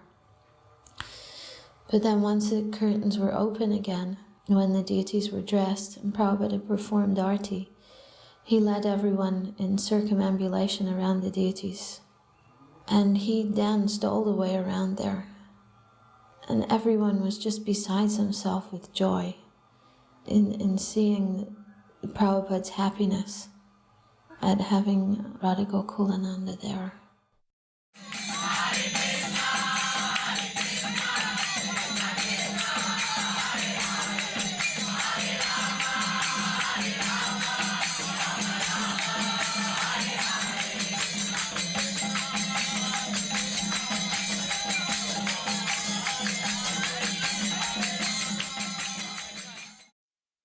After the deities were installed, Prabhupada instructed me that, you know, Krishna has come, now you have to look after him. Still, there was no money at the manor. So myself and another devotee, Gangamai, became the personal collectors of Sri Sri Radha Gokulananda. And we'd go out every afternoon until 11 o'clock at night and collect for them. You know where we went? We went to the pubs. We just had these cans and we just say, you know, because it was so raucous in the pubs, you couldn't really talk. We just collected for charity. Sometimes they'd say for the blue boy at the manor. So it's kind of a purification and atonement, and to remember why we were just, you know, doing what we were doing, we would wake up the deities every morning and perform Mangal Arati. And I remember one night, we got in really late and the temple was locked. It was actually locked on purpose because some people were objecting that we were getting this money and it was going directly to the deity fund. Prabhupada told us, he said there had to be a bank account for the deities and that money would only be used for their maintenance and care. So I knew that it really wasn't an accident. The doors were all locked. So Prabhupada saved us. There was one little window by the Vyasa side, small one, but we managed to squeeze through and get in. And it was a very full day because Sam Shinder had invited all these dignitaries. So there are all these people that came in the evening time for Janmashtami. His lecture was energized. He sat down on the Vyasasana and said, "There is another world a spiritual world, beyond this world. And then went on to describe in the most vivid, visceral terms, the universe where Krishna lives, where souls dwell eternally in loving service to God. It was breathtaking. It just whoop, transported us out of the material world in a sentence. There is another world. And we were there. He could do that with a sentence because he was speaking from realization.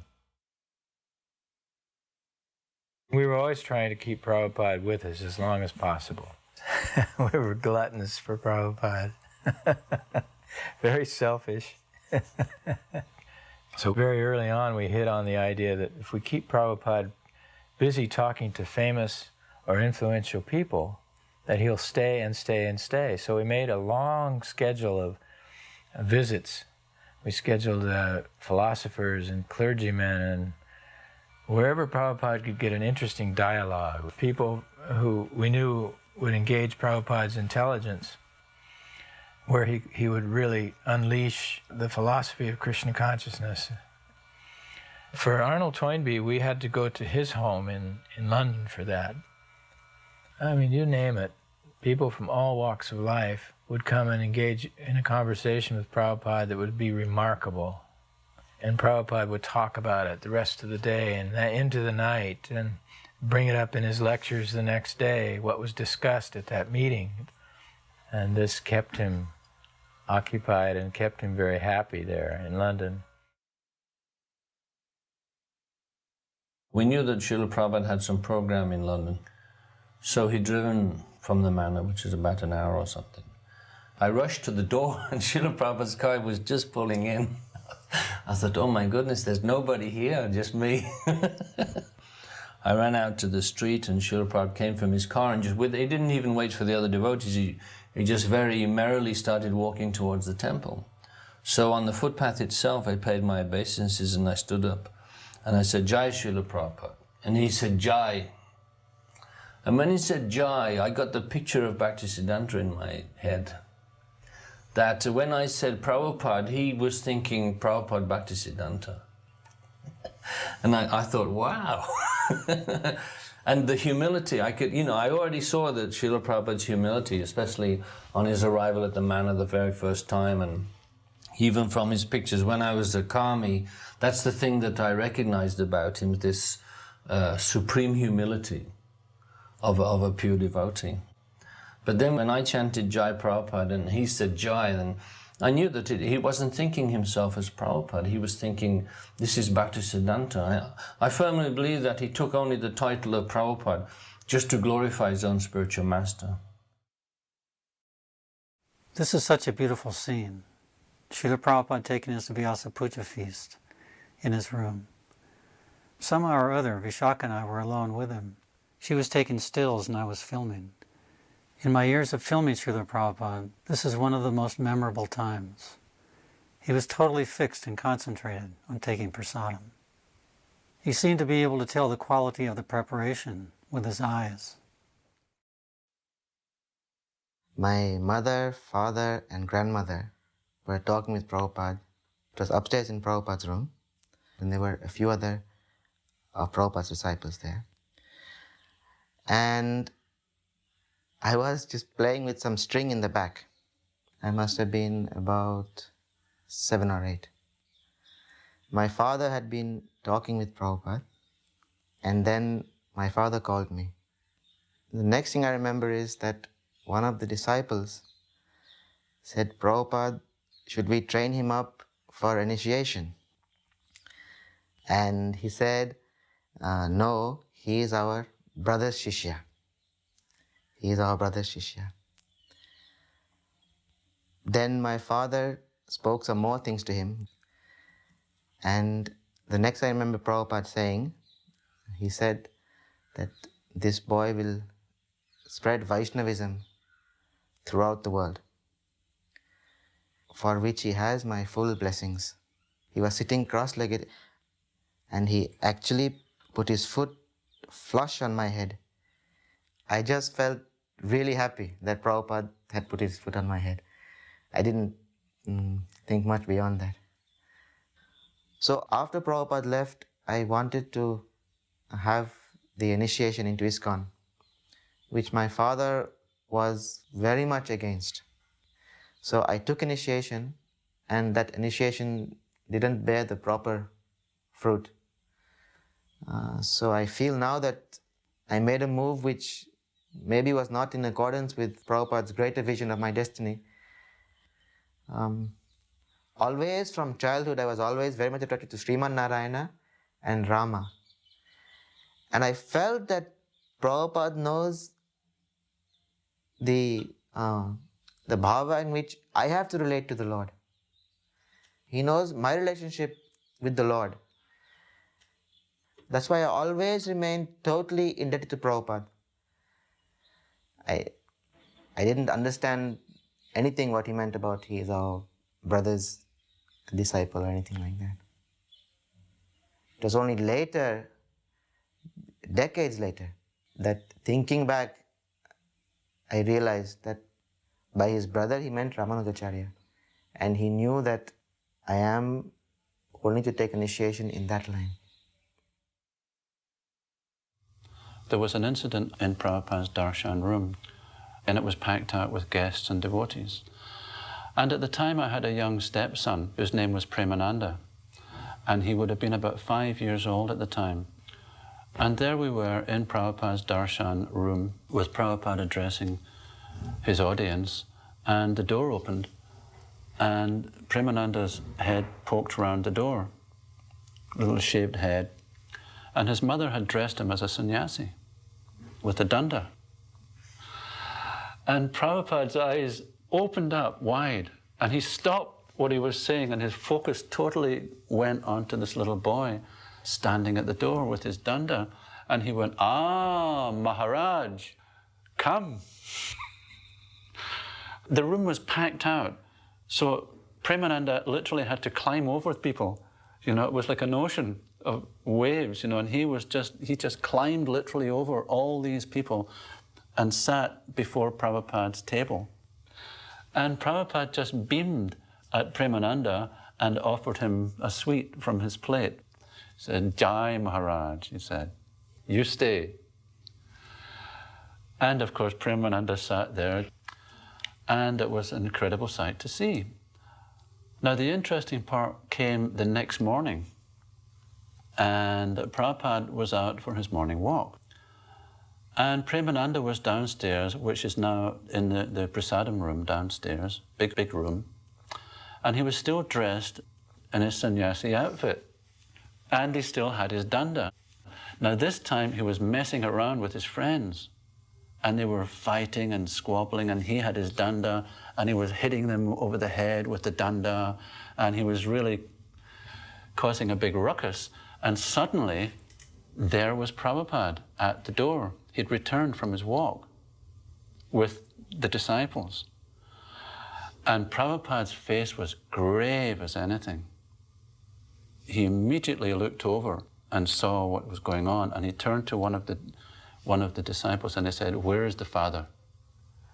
And I was also in the room. So I came over to Prabhupada, and he very gravely looked at me, and I could feel the gravity of the situation. And he said, "He mustn't dress like this anymore." He said, "Sannyas is very serious business." And that was that. So I felt quite chastised because that was my responsibility. But also I experienced how I had already, as a young brahmachari, I was, you know, thinking ahead about sannyas, you see. As though, well, I've been around for a couple of years now. It's about time I was thinking about taking sannyas. I was already thinking the young brahmachari thoughts, you know.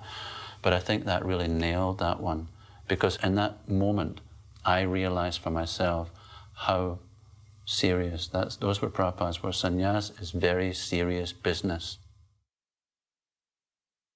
These were some of the most enjoyable walks in all of my time with Prabhupada, was walking through these wheat fields around the manor.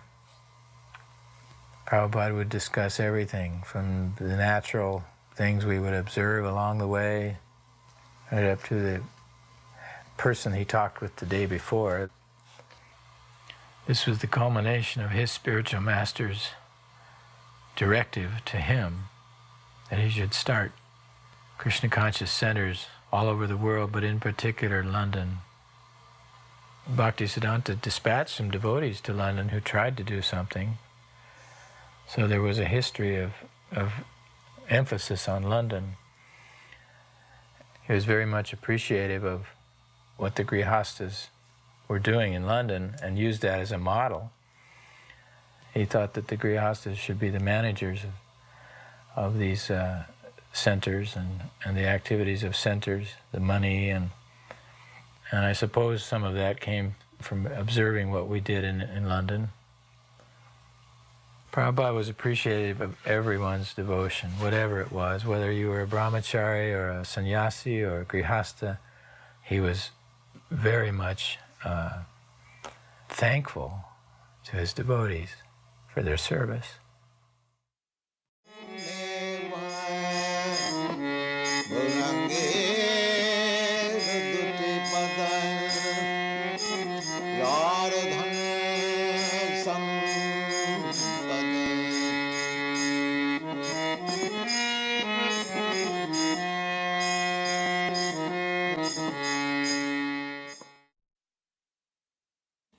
Prabhupada went to Stockholm, to Sweden, for the first and only time, and we took buses and went all the way up to Sweden to meet him again there, September. We went to the university several times. Prabhupada lectured there. There was one incident. And we had started the festival program. So that means we had amplification system, speakers and amplifier and all this, microphones. So we had taken all that up to Sweden. During one class, this same devotee who had made the recording of Krishna meditations. So in the temple room, he had made all this arrangement. He had put down the speaker somewhere, he had the microphone for Prabhupada and the amplifier. And then somehow or other the microphone didn't work. And Prabhupada was, tapping the microphone. He said, doesn't work? Doesn't work? And then, this devotee, Uttal was his name. He was like, twiddling the knobs and trying to get this thing going, So, and you could see, such a small place, such an arrangement, big speakers from a festival system and, microphone and this and that. And Prabhupada started to laugh, he said, and I would have to look it up, the Sanskrit, that such a big arrangement and no result. And he gave the example of, in the early morning, you may have big clouds in the sky, and there may be thunder, but then there's no rain. Or there's a fight between husband and wife, they're screaming and everything. And at the end, nothing, it's peaceful. Or he said goats, and he made the noise of two he-goats, and when they fight for a female, and they're, banging each other, their heads, so much noise, and at the end, nothing, So Prabhupada gave that example, for us making such a big arrangement for amplification, and at the end, no sound. Typical Western idea, Very good devotee. George Harrison is your member. Oh, yeah. Do you have lots of members? Yes, certainly. Don't you see? How many? Thousands. About 5,000 all over the world. 5,000? Those are initiated. Otherwise, there are many thousands our admirers. In all countries? All over the world. Okay.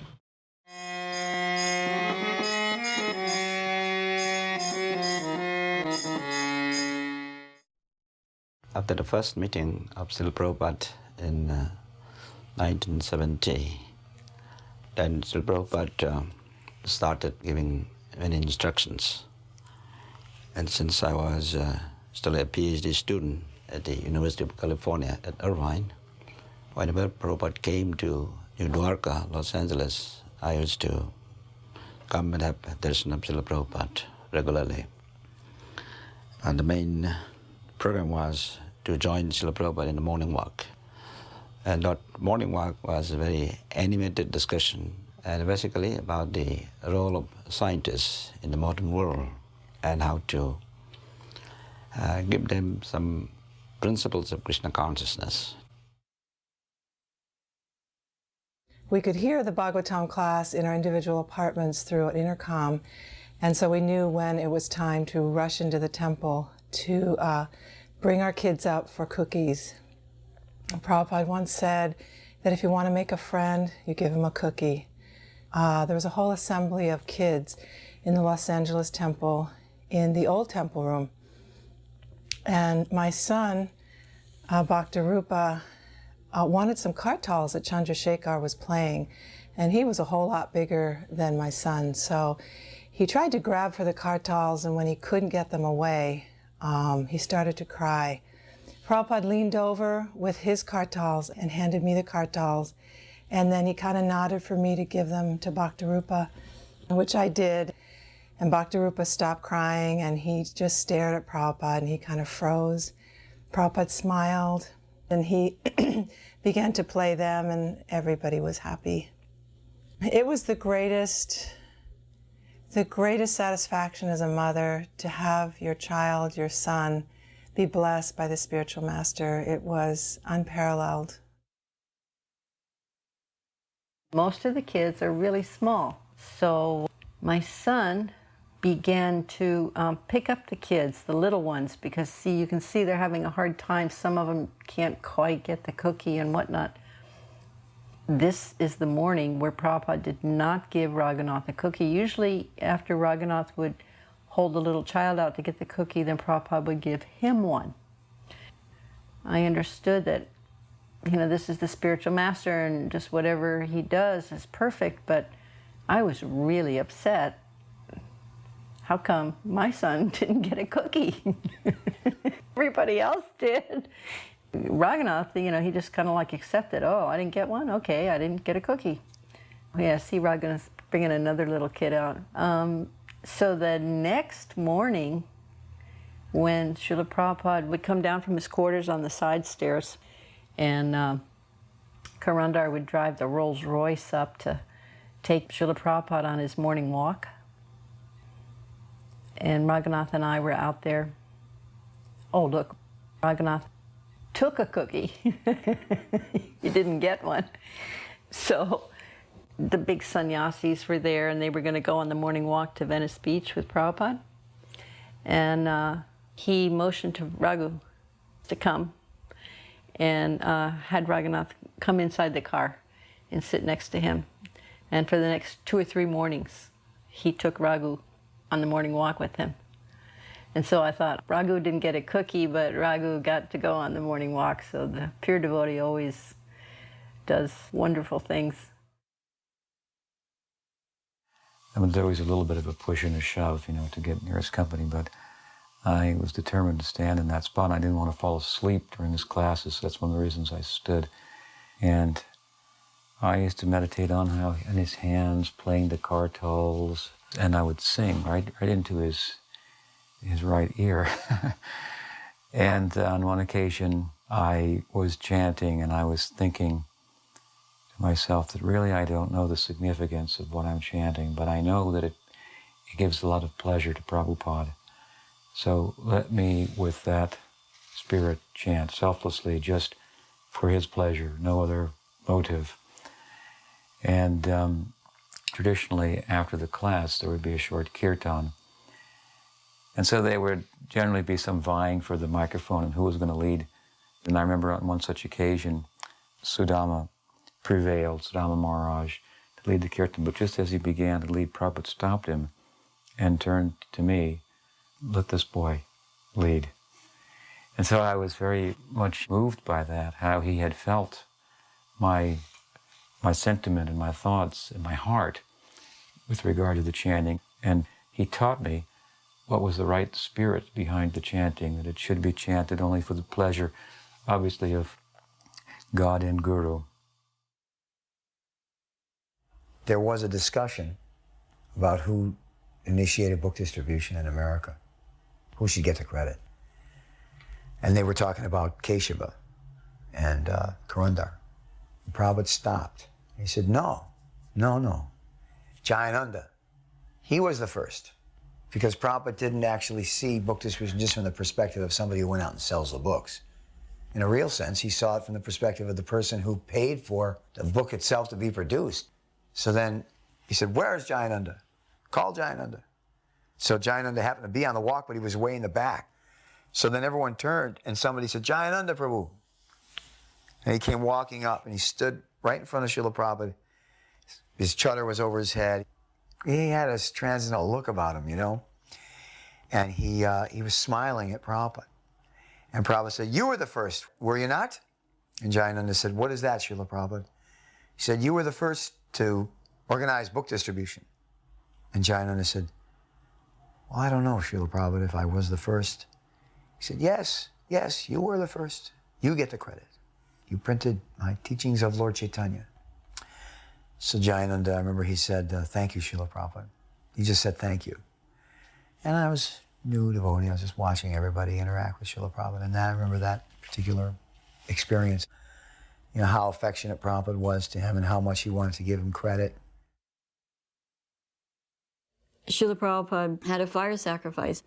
One of his sannyasis had become involved with a woman. And so Prabhupada announced that he was going to marry them. And everybody was very surprised because we didn't know that that could happen. Prabhupada gave a talk about Krishna consciousness and he initiated the woman and then he married them. And he made it clear that he was caring for us and he was keeping us engaged in Krishna's service. He didn't want us to go away. He didn't want us to give up. If we couldn't serve in this capacity, then he wanted us to serve in whatever capacity we could.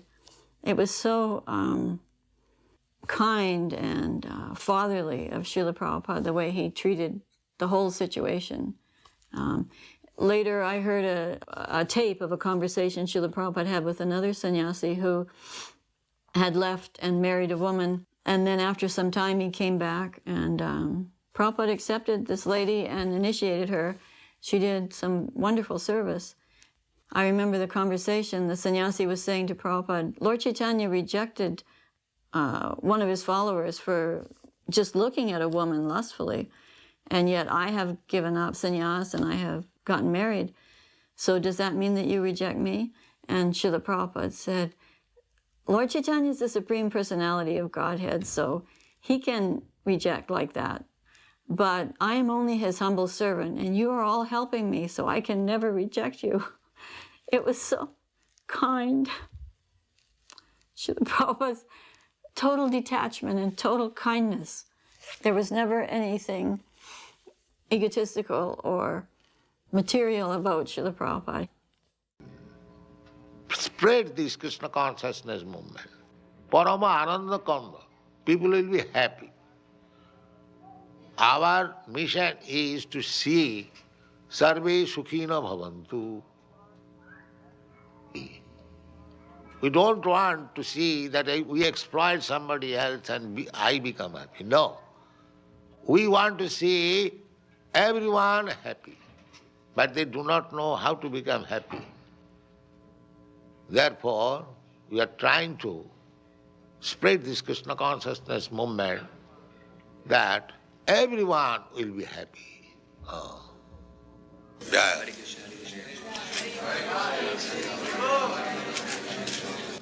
Swaha, Swaha, Swaha.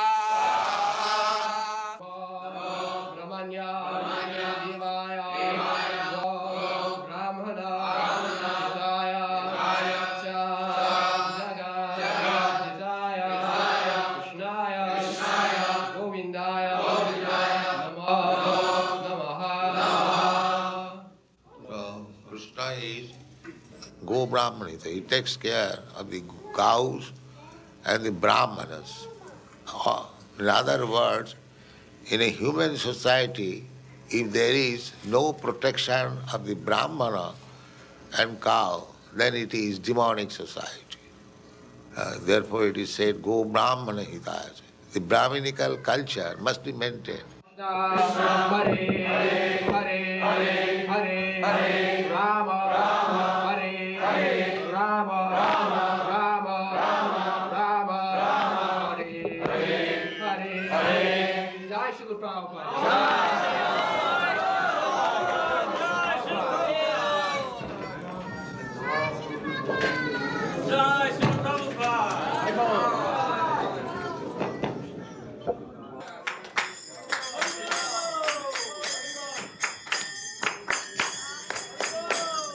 Krishna, Hare Krishna, Krishna.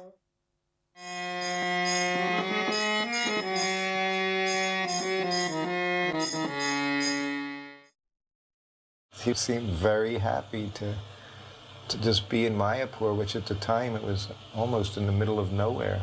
You know, it wasn't like Vrindavan, you know. We go up and down the road. There was lots of activity, but here it was just very peaceful, and Prabhupada really enjoyed it. Sometimes, like in the afternoon or the morning, he would just go out with his beads, walk around on the veranda and just look out. And that's, you know, just like here, you just see expanses of just beautiful fields, nice, peaceful, flat. And he would just walk around and chant. And he would gaze, you know, gaze across from his veranda. Just like when he went to other areas, like in LA, you know, there's different kinds of management. When he went to Vrindavan for that 1 month, you know, all those activities, Nectar of Devotion classes. You know, he had a program, there was a mission. But when he went here, it didn't seem like that. Prabhupada was very, very casual, very relaxed. He certainly manifested different times, you know, his deep emotion for Lord Chaitanya and Lord Nityananda. If you follow that one tour when he went from Los Angeles and he went to Mexico City, then he went to Caracas, and then Miami and Atlanta, they all had Gaur-Nitai deities on the altar. And each lecture is a arrival lecture. He started talking about the mercy of Lord Chaitanya and Nityananda, the two lords, how merciful they were. And it climaxed in Atlanta where he barely got out 2 sentences and he just went into ecstasy. So he definitely had this incredible mood, love for Lord Chaitanya and Lord Nityananda and everything that they had done, you know, that he had seen them accomplish through his efforts.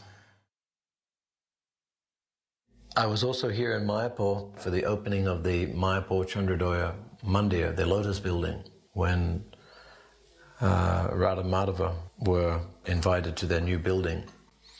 Well, it must have been about 1,000 devotees. It was really packed with devotees. So Srila Prabhupada arrived in the evening, and then on the next morning, we had Mongol Artik.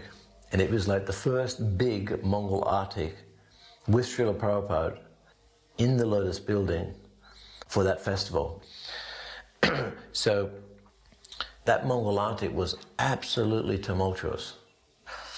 From where I was, I looked around and nobody's feet were touching the ground. It was almost like everyone was on the ceilings. Everyone was dancing and they were like jumping, really jumping. So much so that most of the time in the kirtan you only saw them in the air. And the sound was absolutely tumultuous. It was so ecstatic. Very special kirtan, and it was led by His Holiness Tamal Krishna Maharaj. So after the kirtan, Tamal Krishna Maharaj went up to Prabhupada's room and spoke with him. And then Prabhupada immediately said to him, he said, if you all keep chanting like this, then Srila Bhaktivinoda Thakur himself will personally come here and take you all back to Godhead. Krishnadas Babaji Maharaj was there, and he was a very close friend of Prabhupada's, a god brother, and very pure and effulgent. Prabhupada had told us that he was a pure devotee. Then they were discussing in Bengali.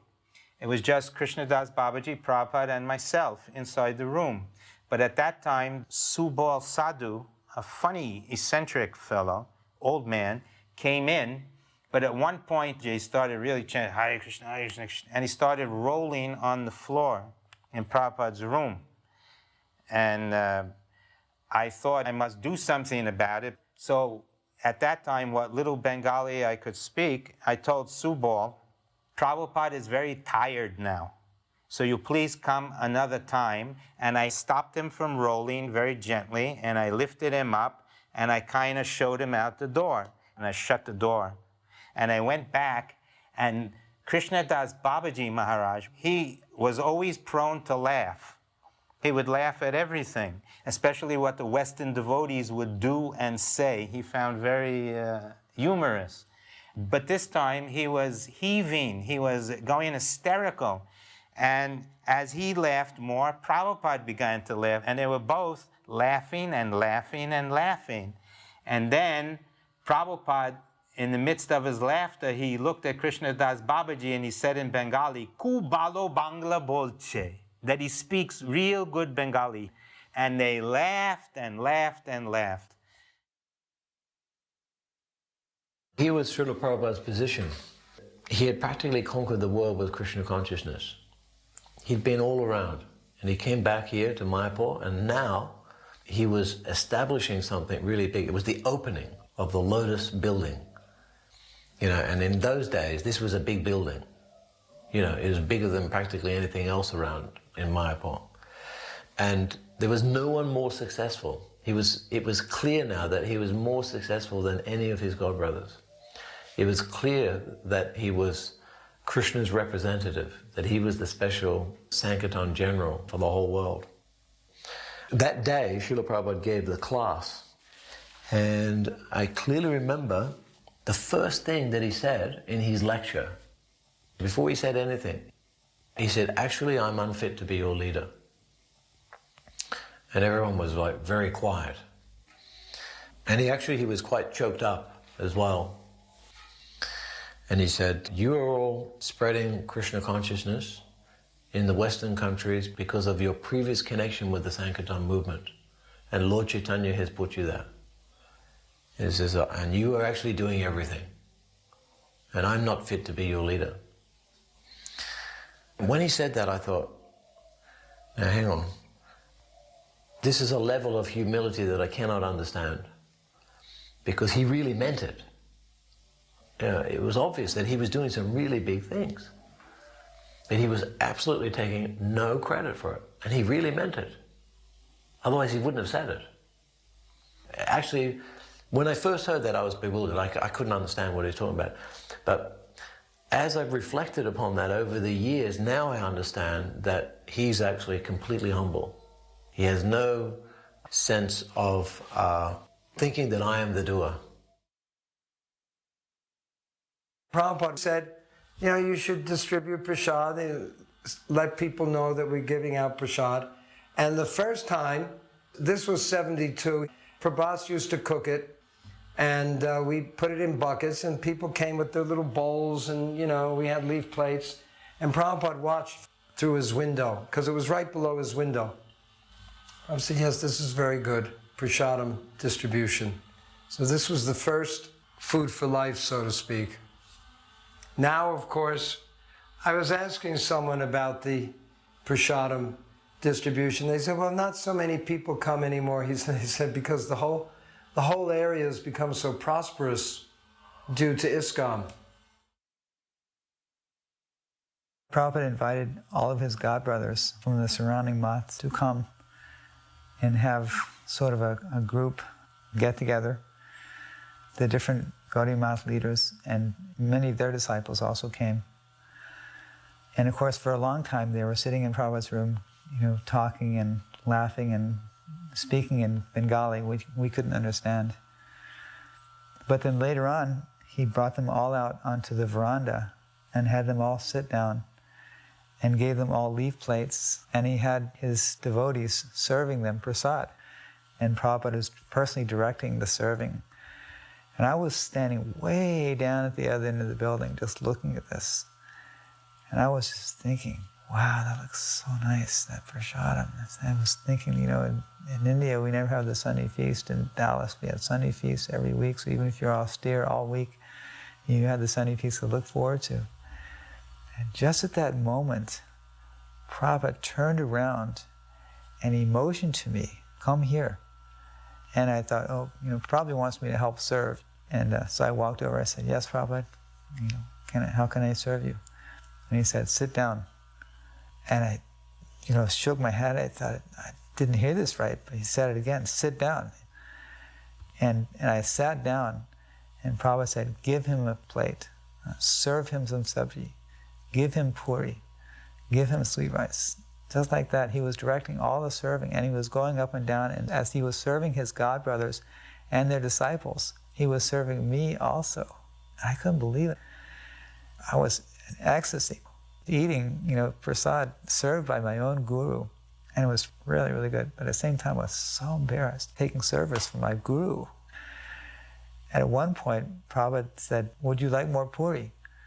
And I was too embarrassed to say yes. I said, no, that's okay. But Prabhupada knew my heart, so he said, give him more puri. So, like that. That was one of the most incredible experiences of my entire life. It says volumes about the relationship of the guru and the disciple. How the guru he's so exalted, but he's willing to serve his disciples at any moment. On Gaur Purnima morning, we went to the Ganges. And in those days, in '74, the Ganges was a long way away from the temple. It was a good 15-minute walk to the Ganges. So we were down there shaving our heads, and then we were going to take bath. And I remember that the devotee who was shaving my head was with this dull blade, and my head was getting cut, and so many things. And then Srila Prabhupada transcendentally came down with the sannyasis to the banks of the Ganga. He squatted down, took 3 drops of water on his head, and said, that's the same as taking a bath. And then he walked back to the temple. So after struggling for, almost a year with, with the whole process of learning, I actually got to the point where I thought, okay, now I can do something. So I made a diorama of Narasimhadev, Hiranyakashipu being ripped apart. I wanted to impress Srila Prabhupada, with just the pyrotechnics of it. So it was all very realistic. So this was the first exhibit, maybe 15 or so exhibits. I'm trying to hide my pride. I toured Prabhupada around the exhibit, so we came to the first one. He studied it for some time. And then he asked whose it was. And I said that was my work. He said, it is not yet perfect. He said, you must study some more. Then you can go to the West and teach. He said, but you have to study some more. And that's all he said. He didn't elaborate on it in any way. He looked at other exhibits. There were several. At the end was the exhibit of Rukmini. Rukmini had made one too, because we both studied together. It was a diagram of Lord Chaitanya fainting before Jagannath. And Prabhupada stood at it and was visibly moved and happy to see it. He said, who has done this? And I said, well, this is Rukmini's work. And Prabhupada said, the wife is better. I felt, in a nutshell, humiliated, chastened, but grateful. I expected some encouragement. But it didn't come then. It came later, though, when we completed the work in Vrindavan for the installation. So we wanted to do the boat program, go village to village, preaching by boat. Actually, we're discussing the name of the boat, and finally, Srila Prabhupada accepted that name should be Nitai Padakamalam. And he installed the Gaur Nitai deities there. The Abhishek was performed by Jagadish Prabhu. And I remember the day before they were leaving in Prabhupada's room, Bhavananda was going to go out and Sudama was going to be the cook. And Srila Prabhupada said, by doing this program, he said, you'll get so much mercy from Lord Chaitanya Mahaprabhu. So much mercy. He said, in this program, it should not stop. Then he actually went on the boat. He didn't sail it, but he went on the boat at the Ghat. He was walking on the boat, and they sung Nitai Padakamalam with Prabhupada. Prabhupada, of course, was lecturing a lot during that week. Prabhupada was reading from the Chaitanya Charitamrita. And, of course, I was sitting there, as always, listening, trying to imbibe everything and hearing all that Prabhupada was saying. By this point, a lot of devotees were not attending because they were sick, they were out on their backs. But I was fortunate enough to be well. But something happened to me that evening of Gaur Purnima. I had this strange feeling of hankering to read Prabhupada's books in a way that I never had before. I even felt like going right back to the States and reading Prabhupada's books, just absorbing myself, just doing nothing but reading Prabhupada's books, even though the Vrindavan part of the festival had not yet occurred yet. And of course, who would want to miss that? But I suddenly realized my relationship with Prabhupada was through his books. And I felt that I was going to have a special relationship with the books, although I had no idea that I would end up being part of the Bhaktivedanta Institute and then going on to Harvard and conducting studies. But it all began there that evening in Mayapore. In Mayapore, Srila Prabhupada was always really concerned that the women had nice prasadam. He talked to me a couple of times about making sure there was milk every night and that I could go heat it. He made an arrangement so that there would be a fire set aside so that we could heat milk for the ladies who were nursing or pregnant. He wanted to make sure that we didn't get sick and that we had good prasadam, especially milk.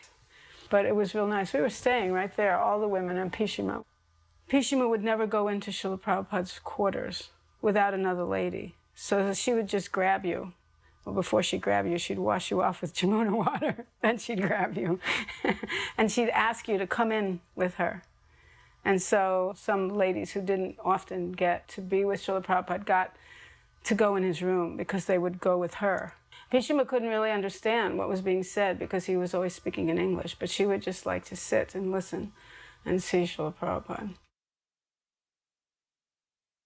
I was running up to the brahmachari room one evening. It was getting dark, and I noticed there was a lot of people at Prabhupada's end. Bhavananda and Rasaprayan and Jayapataka, Pradyumna, they were all congregated past his room near the end. So I heard very quickly that there had been a snake sighted in Prabhupada's bathroom. So they were looking for the snake, and they were looking, it might be two snakes. So while all this furor was going on, Prabhupada was leaning very relaxedly, nonchalantly. They were all with flashlights looking here and there in the different pipes outside of Prabhupada's, or outside the bathroom. Prabhupada was leaning very nonchalantly. He said, "So many men for one snake?" This deep, grave voice with a humorous inflection to it. Only Prabhupada could get away with saying something that would sound very grave, very humorous, and super intelligent, and totally time and place. You'd have everything all built in. It's one statement. He just said, "So many men for one snake?" So, and Pradyumna was very worried about where he would sleep, on a shelf. He was still worried the snake hadn't been found.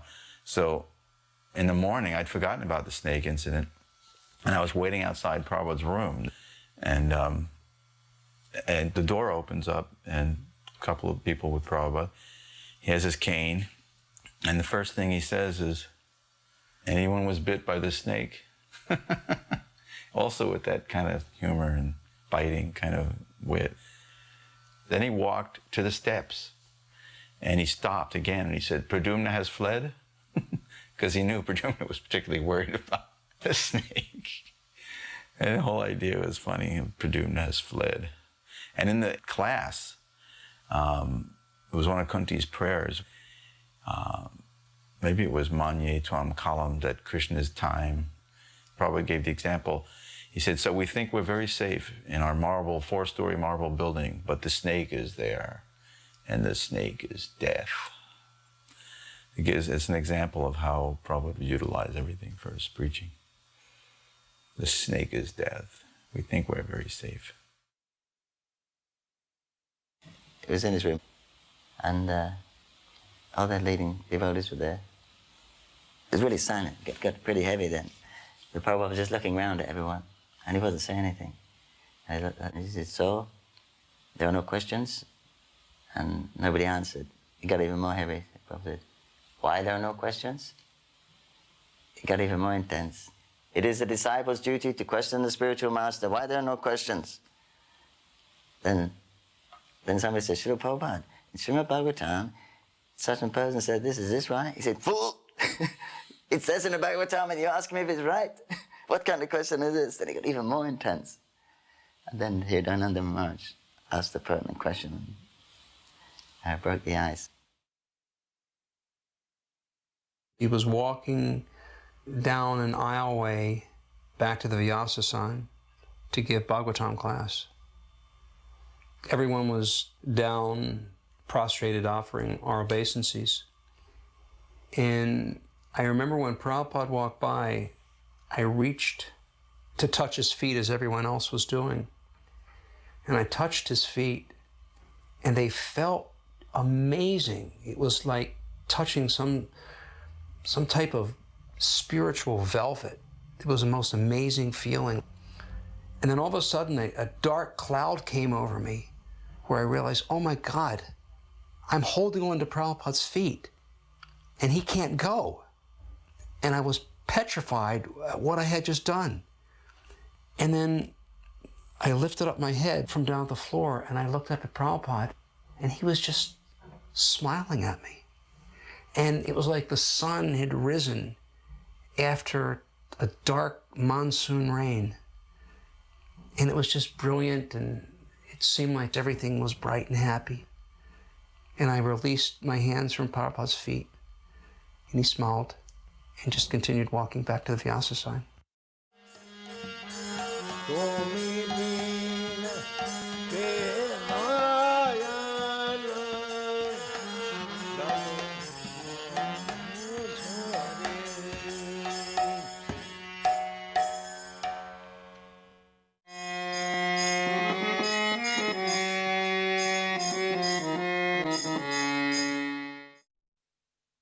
Prabhupada would walk on the Chatikara road, all agricultural land. One morning, this one sadhu, he was wearing saffron. He greeted Prabhupada. And then the next morning, again, he was there. You know, he would do this every day, and then he started following us. Then each day he would come closer and closer to Prabhupada so that he could hear. And then one day he said something to Prabhupada, and Prabhupada replied him. And then each day he would come and they would talk more and more. Then at the end of the walk, when Prabhupada would go in the temple, he would go on his way. But then one morning, then he came in, did the morning program. And then one morning, Prabhupada would go into his house before coming to the temple. And then he came in, Prabhupada invited him. And then Prabhupada told me, all right, he's joining, you know, prepare him, give him a room, whatever facilities. And he was Gaur Govinda.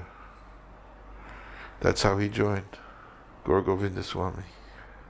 And Prabhupada initiated him, gave him sannyas, everything. But he was living in Vrindavan as a sadhu, as a renunciate. And just by seeing Prabhupada on the morning walk, each day, more and more he became drawn in, and then he surrendered.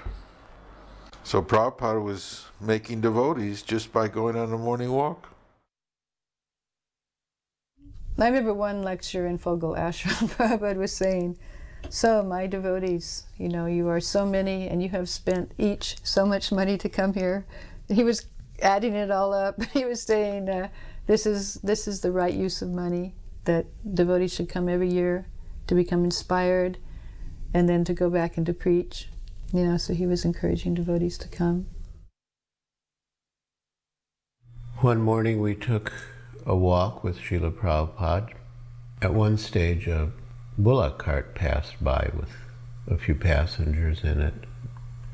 Srila Prabhupada commented how nice the simple life was, how people don't really need motor cars and luxuries, but they can just live very simply. We would walk past fields, and Prabhupada said that all you really need to live is grains, rice, and dal. He said you don't even really need to have vegetables to live. You can just live from grains and save time for Krishna consciousness. I was having trouble with Rahu planet, for 18 years, and I think 9 or 10 more years to go. And I went to an astrologer in Vrindavan, and he told me to wear a yantra. So when I came to the gate to Krishna Balaram temple, who would greet me there but Brahmananda Maharaj? And he said, "What are you wearing, Vishal?" I said, "I'm wearing a yantra. I just came from an astrologer." And he said, "This will counteract the influence of bad stars." And Brahmananda's reply was, "Prabhupada says you don't have to add anything to this process." So I said, "Well, I want to speak with Srila Prabhupada." So he set up a time. And Srila Prabhupada asked me about the astrology. He said, "How much did he charge you, who he was?" And I mentioned, and I said, "Srila Prabhupada, I was wearing it because I thought it would help me become more Krishna conscious." And Prabhupada quoted the verse, Sarva Dharman Paritraja. He said the whole shloka, 1866. And Prabhupada said, if you just surrender to Krishna, Krishna with a slight kick can annihilate 100,000 Rahu planets. And then I still wasn't exactly sold on it. Srila Prabhupada, your spiritual master, he was a great astrologer. And Srila Prabhupada cut me off real quick. And then he said, but he did it for a short time. And after that, I cut the yantra off my neck and tossed it somewhere in Vrindavan. I don't care where it is.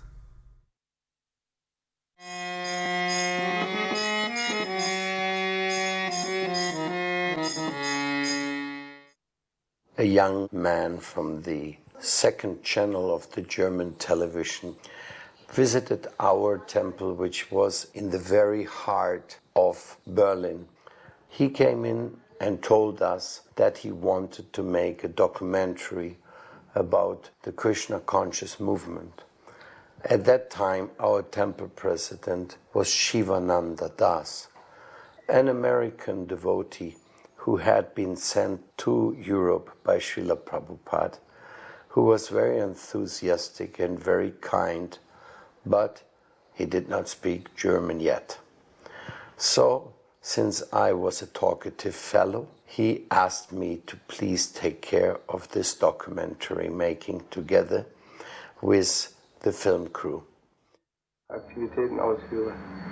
Im Krishna-Tempel ist die wichtigste Aktivität, unserem geistigen Meister zufriedenzustellen. Und das können wir dadurch machen, dass wir diese Krishna-Bewusstsein verbreiten und allen Menschen die Botschaft von Krishna-Bewusstsein bringen. This is the Kudamm, the heart of Berlin. It's like the top road. And we were only 6 blocks away from the hot spot of Berlin. So we used to walk to Sankirtan. And then I bought a megaphone somewhere in a second-hand shop. You saw me using that. Actually, what I did in those days, I looked up the newspapers and what was the daily headline. I would just talk about that headline. And as you see, practically hundreds of people stay and listen, no? And the devotees would go out and sell the books to them. So it was very entertaining. And of course, we interrupted with singing and dancing all the time.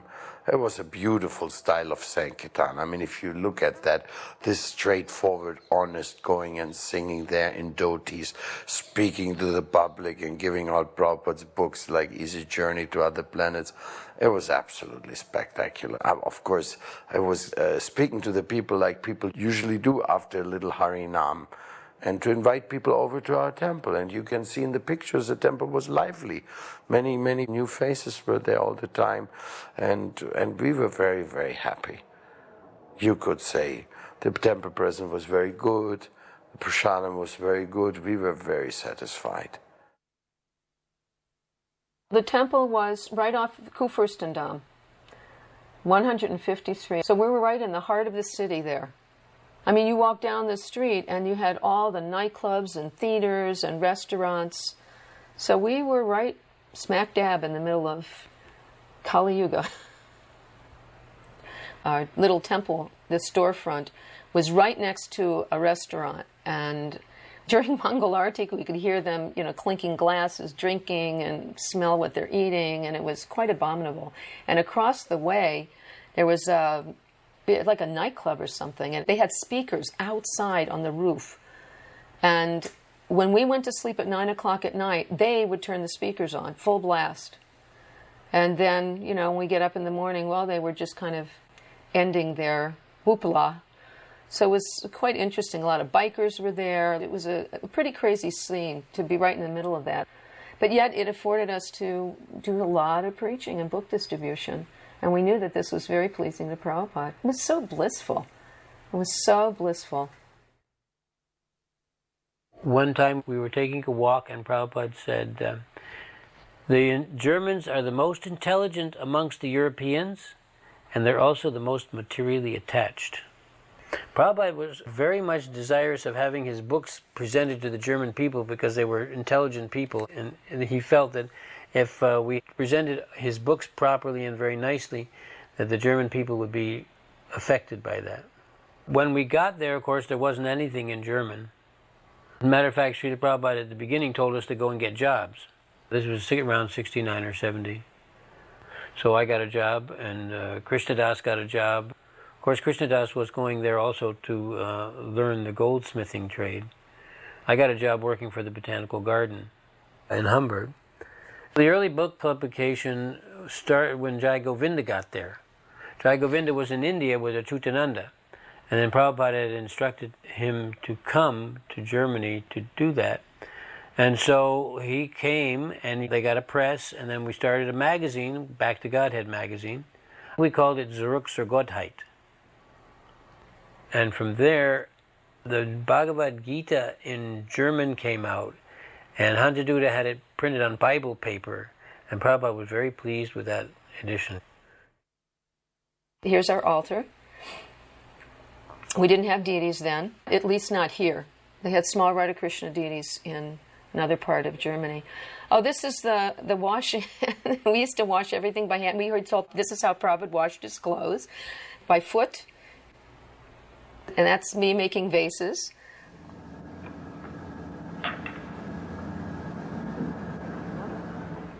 And I remember when I went on the Kudam on book distribution, you know, I had to learn German. And I remember that it was a little bit difficult for me. But somehow or other I managed to do book distribution. And I remember hearing one tape of one devotee who was very enlivened in book distribution of those days. He was from America. I heard one tape of him about book distribution. It fired me up so much that I would carry books in English and German and all different languages because there were people from all over the world there.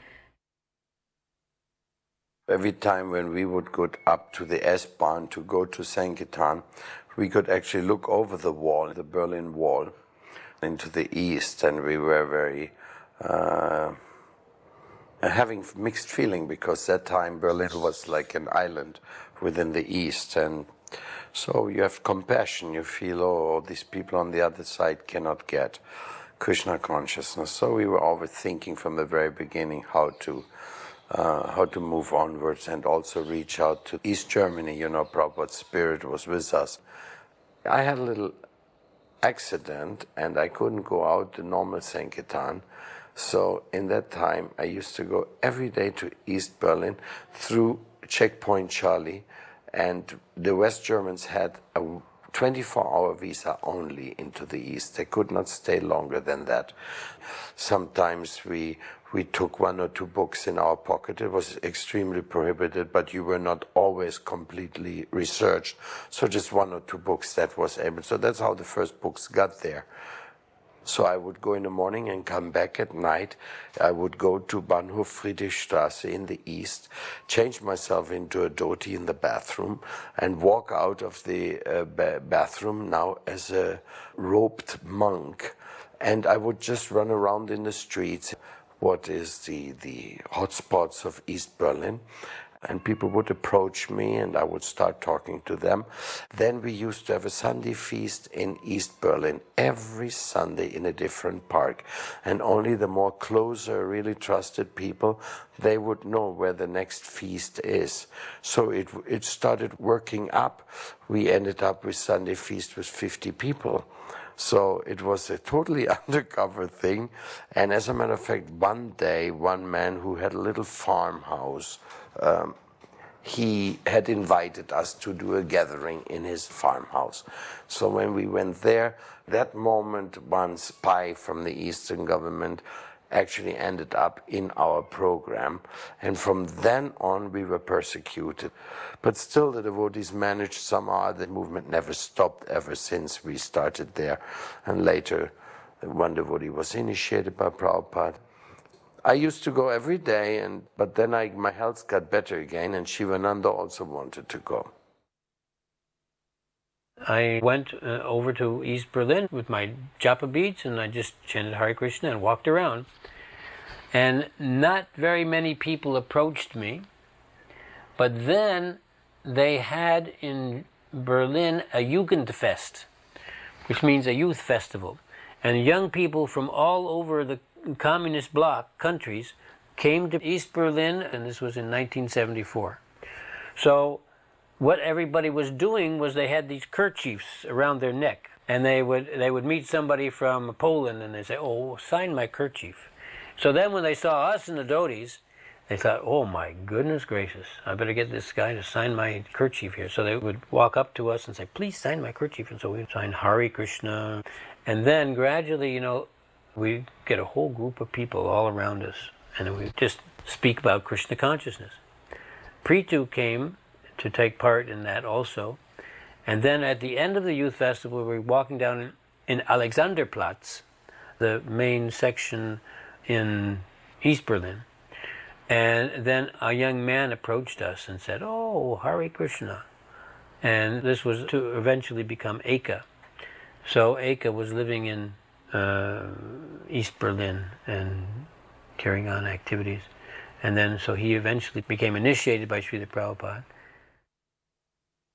We tried to get Eka out of East Germany. It was very difficult to preach there. And he was having a difficult time. The phones were tapped, people were following him. So we had one young American boy, army boy, that was coming to the temple in Berlin. And we asked him, "Do you have more than one uniform?" And he said, yes. The American Army boys were allowed to go through at the checkpoint Charlie. They didn't look at ID, they just let them go through. So we rigged up this whole thing that he would wear one uniform on top of another. He would go to a certain place, it was a club, and they met in the bathroom, made sure no one was there, they had a password, and the American Army boy gave Eka an American Army uniform to put on. Now, Eka doesn't speak any English. The only thing he spoke was tankin up, because whenever we would, cook prasadam there, he said he would eat for a week, because there were hardly any vegetables there in East Berlin. So he always say tankin up. And that was all he spoke in English. So they leave this club, and they go through checkpoint Charlie, and the American Army boy goes through, but they saw Eka and they said, "You haven't been through here before." And they put the gates down. Eka had taken off his glasses, so he couldn't even see. And of course they said, "Who are you?" And Eka couldn't speak English. So they knew something was up. So they threw him in jail. But he said that when he was in jail, anytime they would ask him a question, he would answer Hare Krishna. "How did you know them?" "Hare Krishna." "What's your name?" "Hare Krishna." "Where do you live?" "Hare Krishna." They tried anything and everything to make him part from our philosophy, which they didn't manage.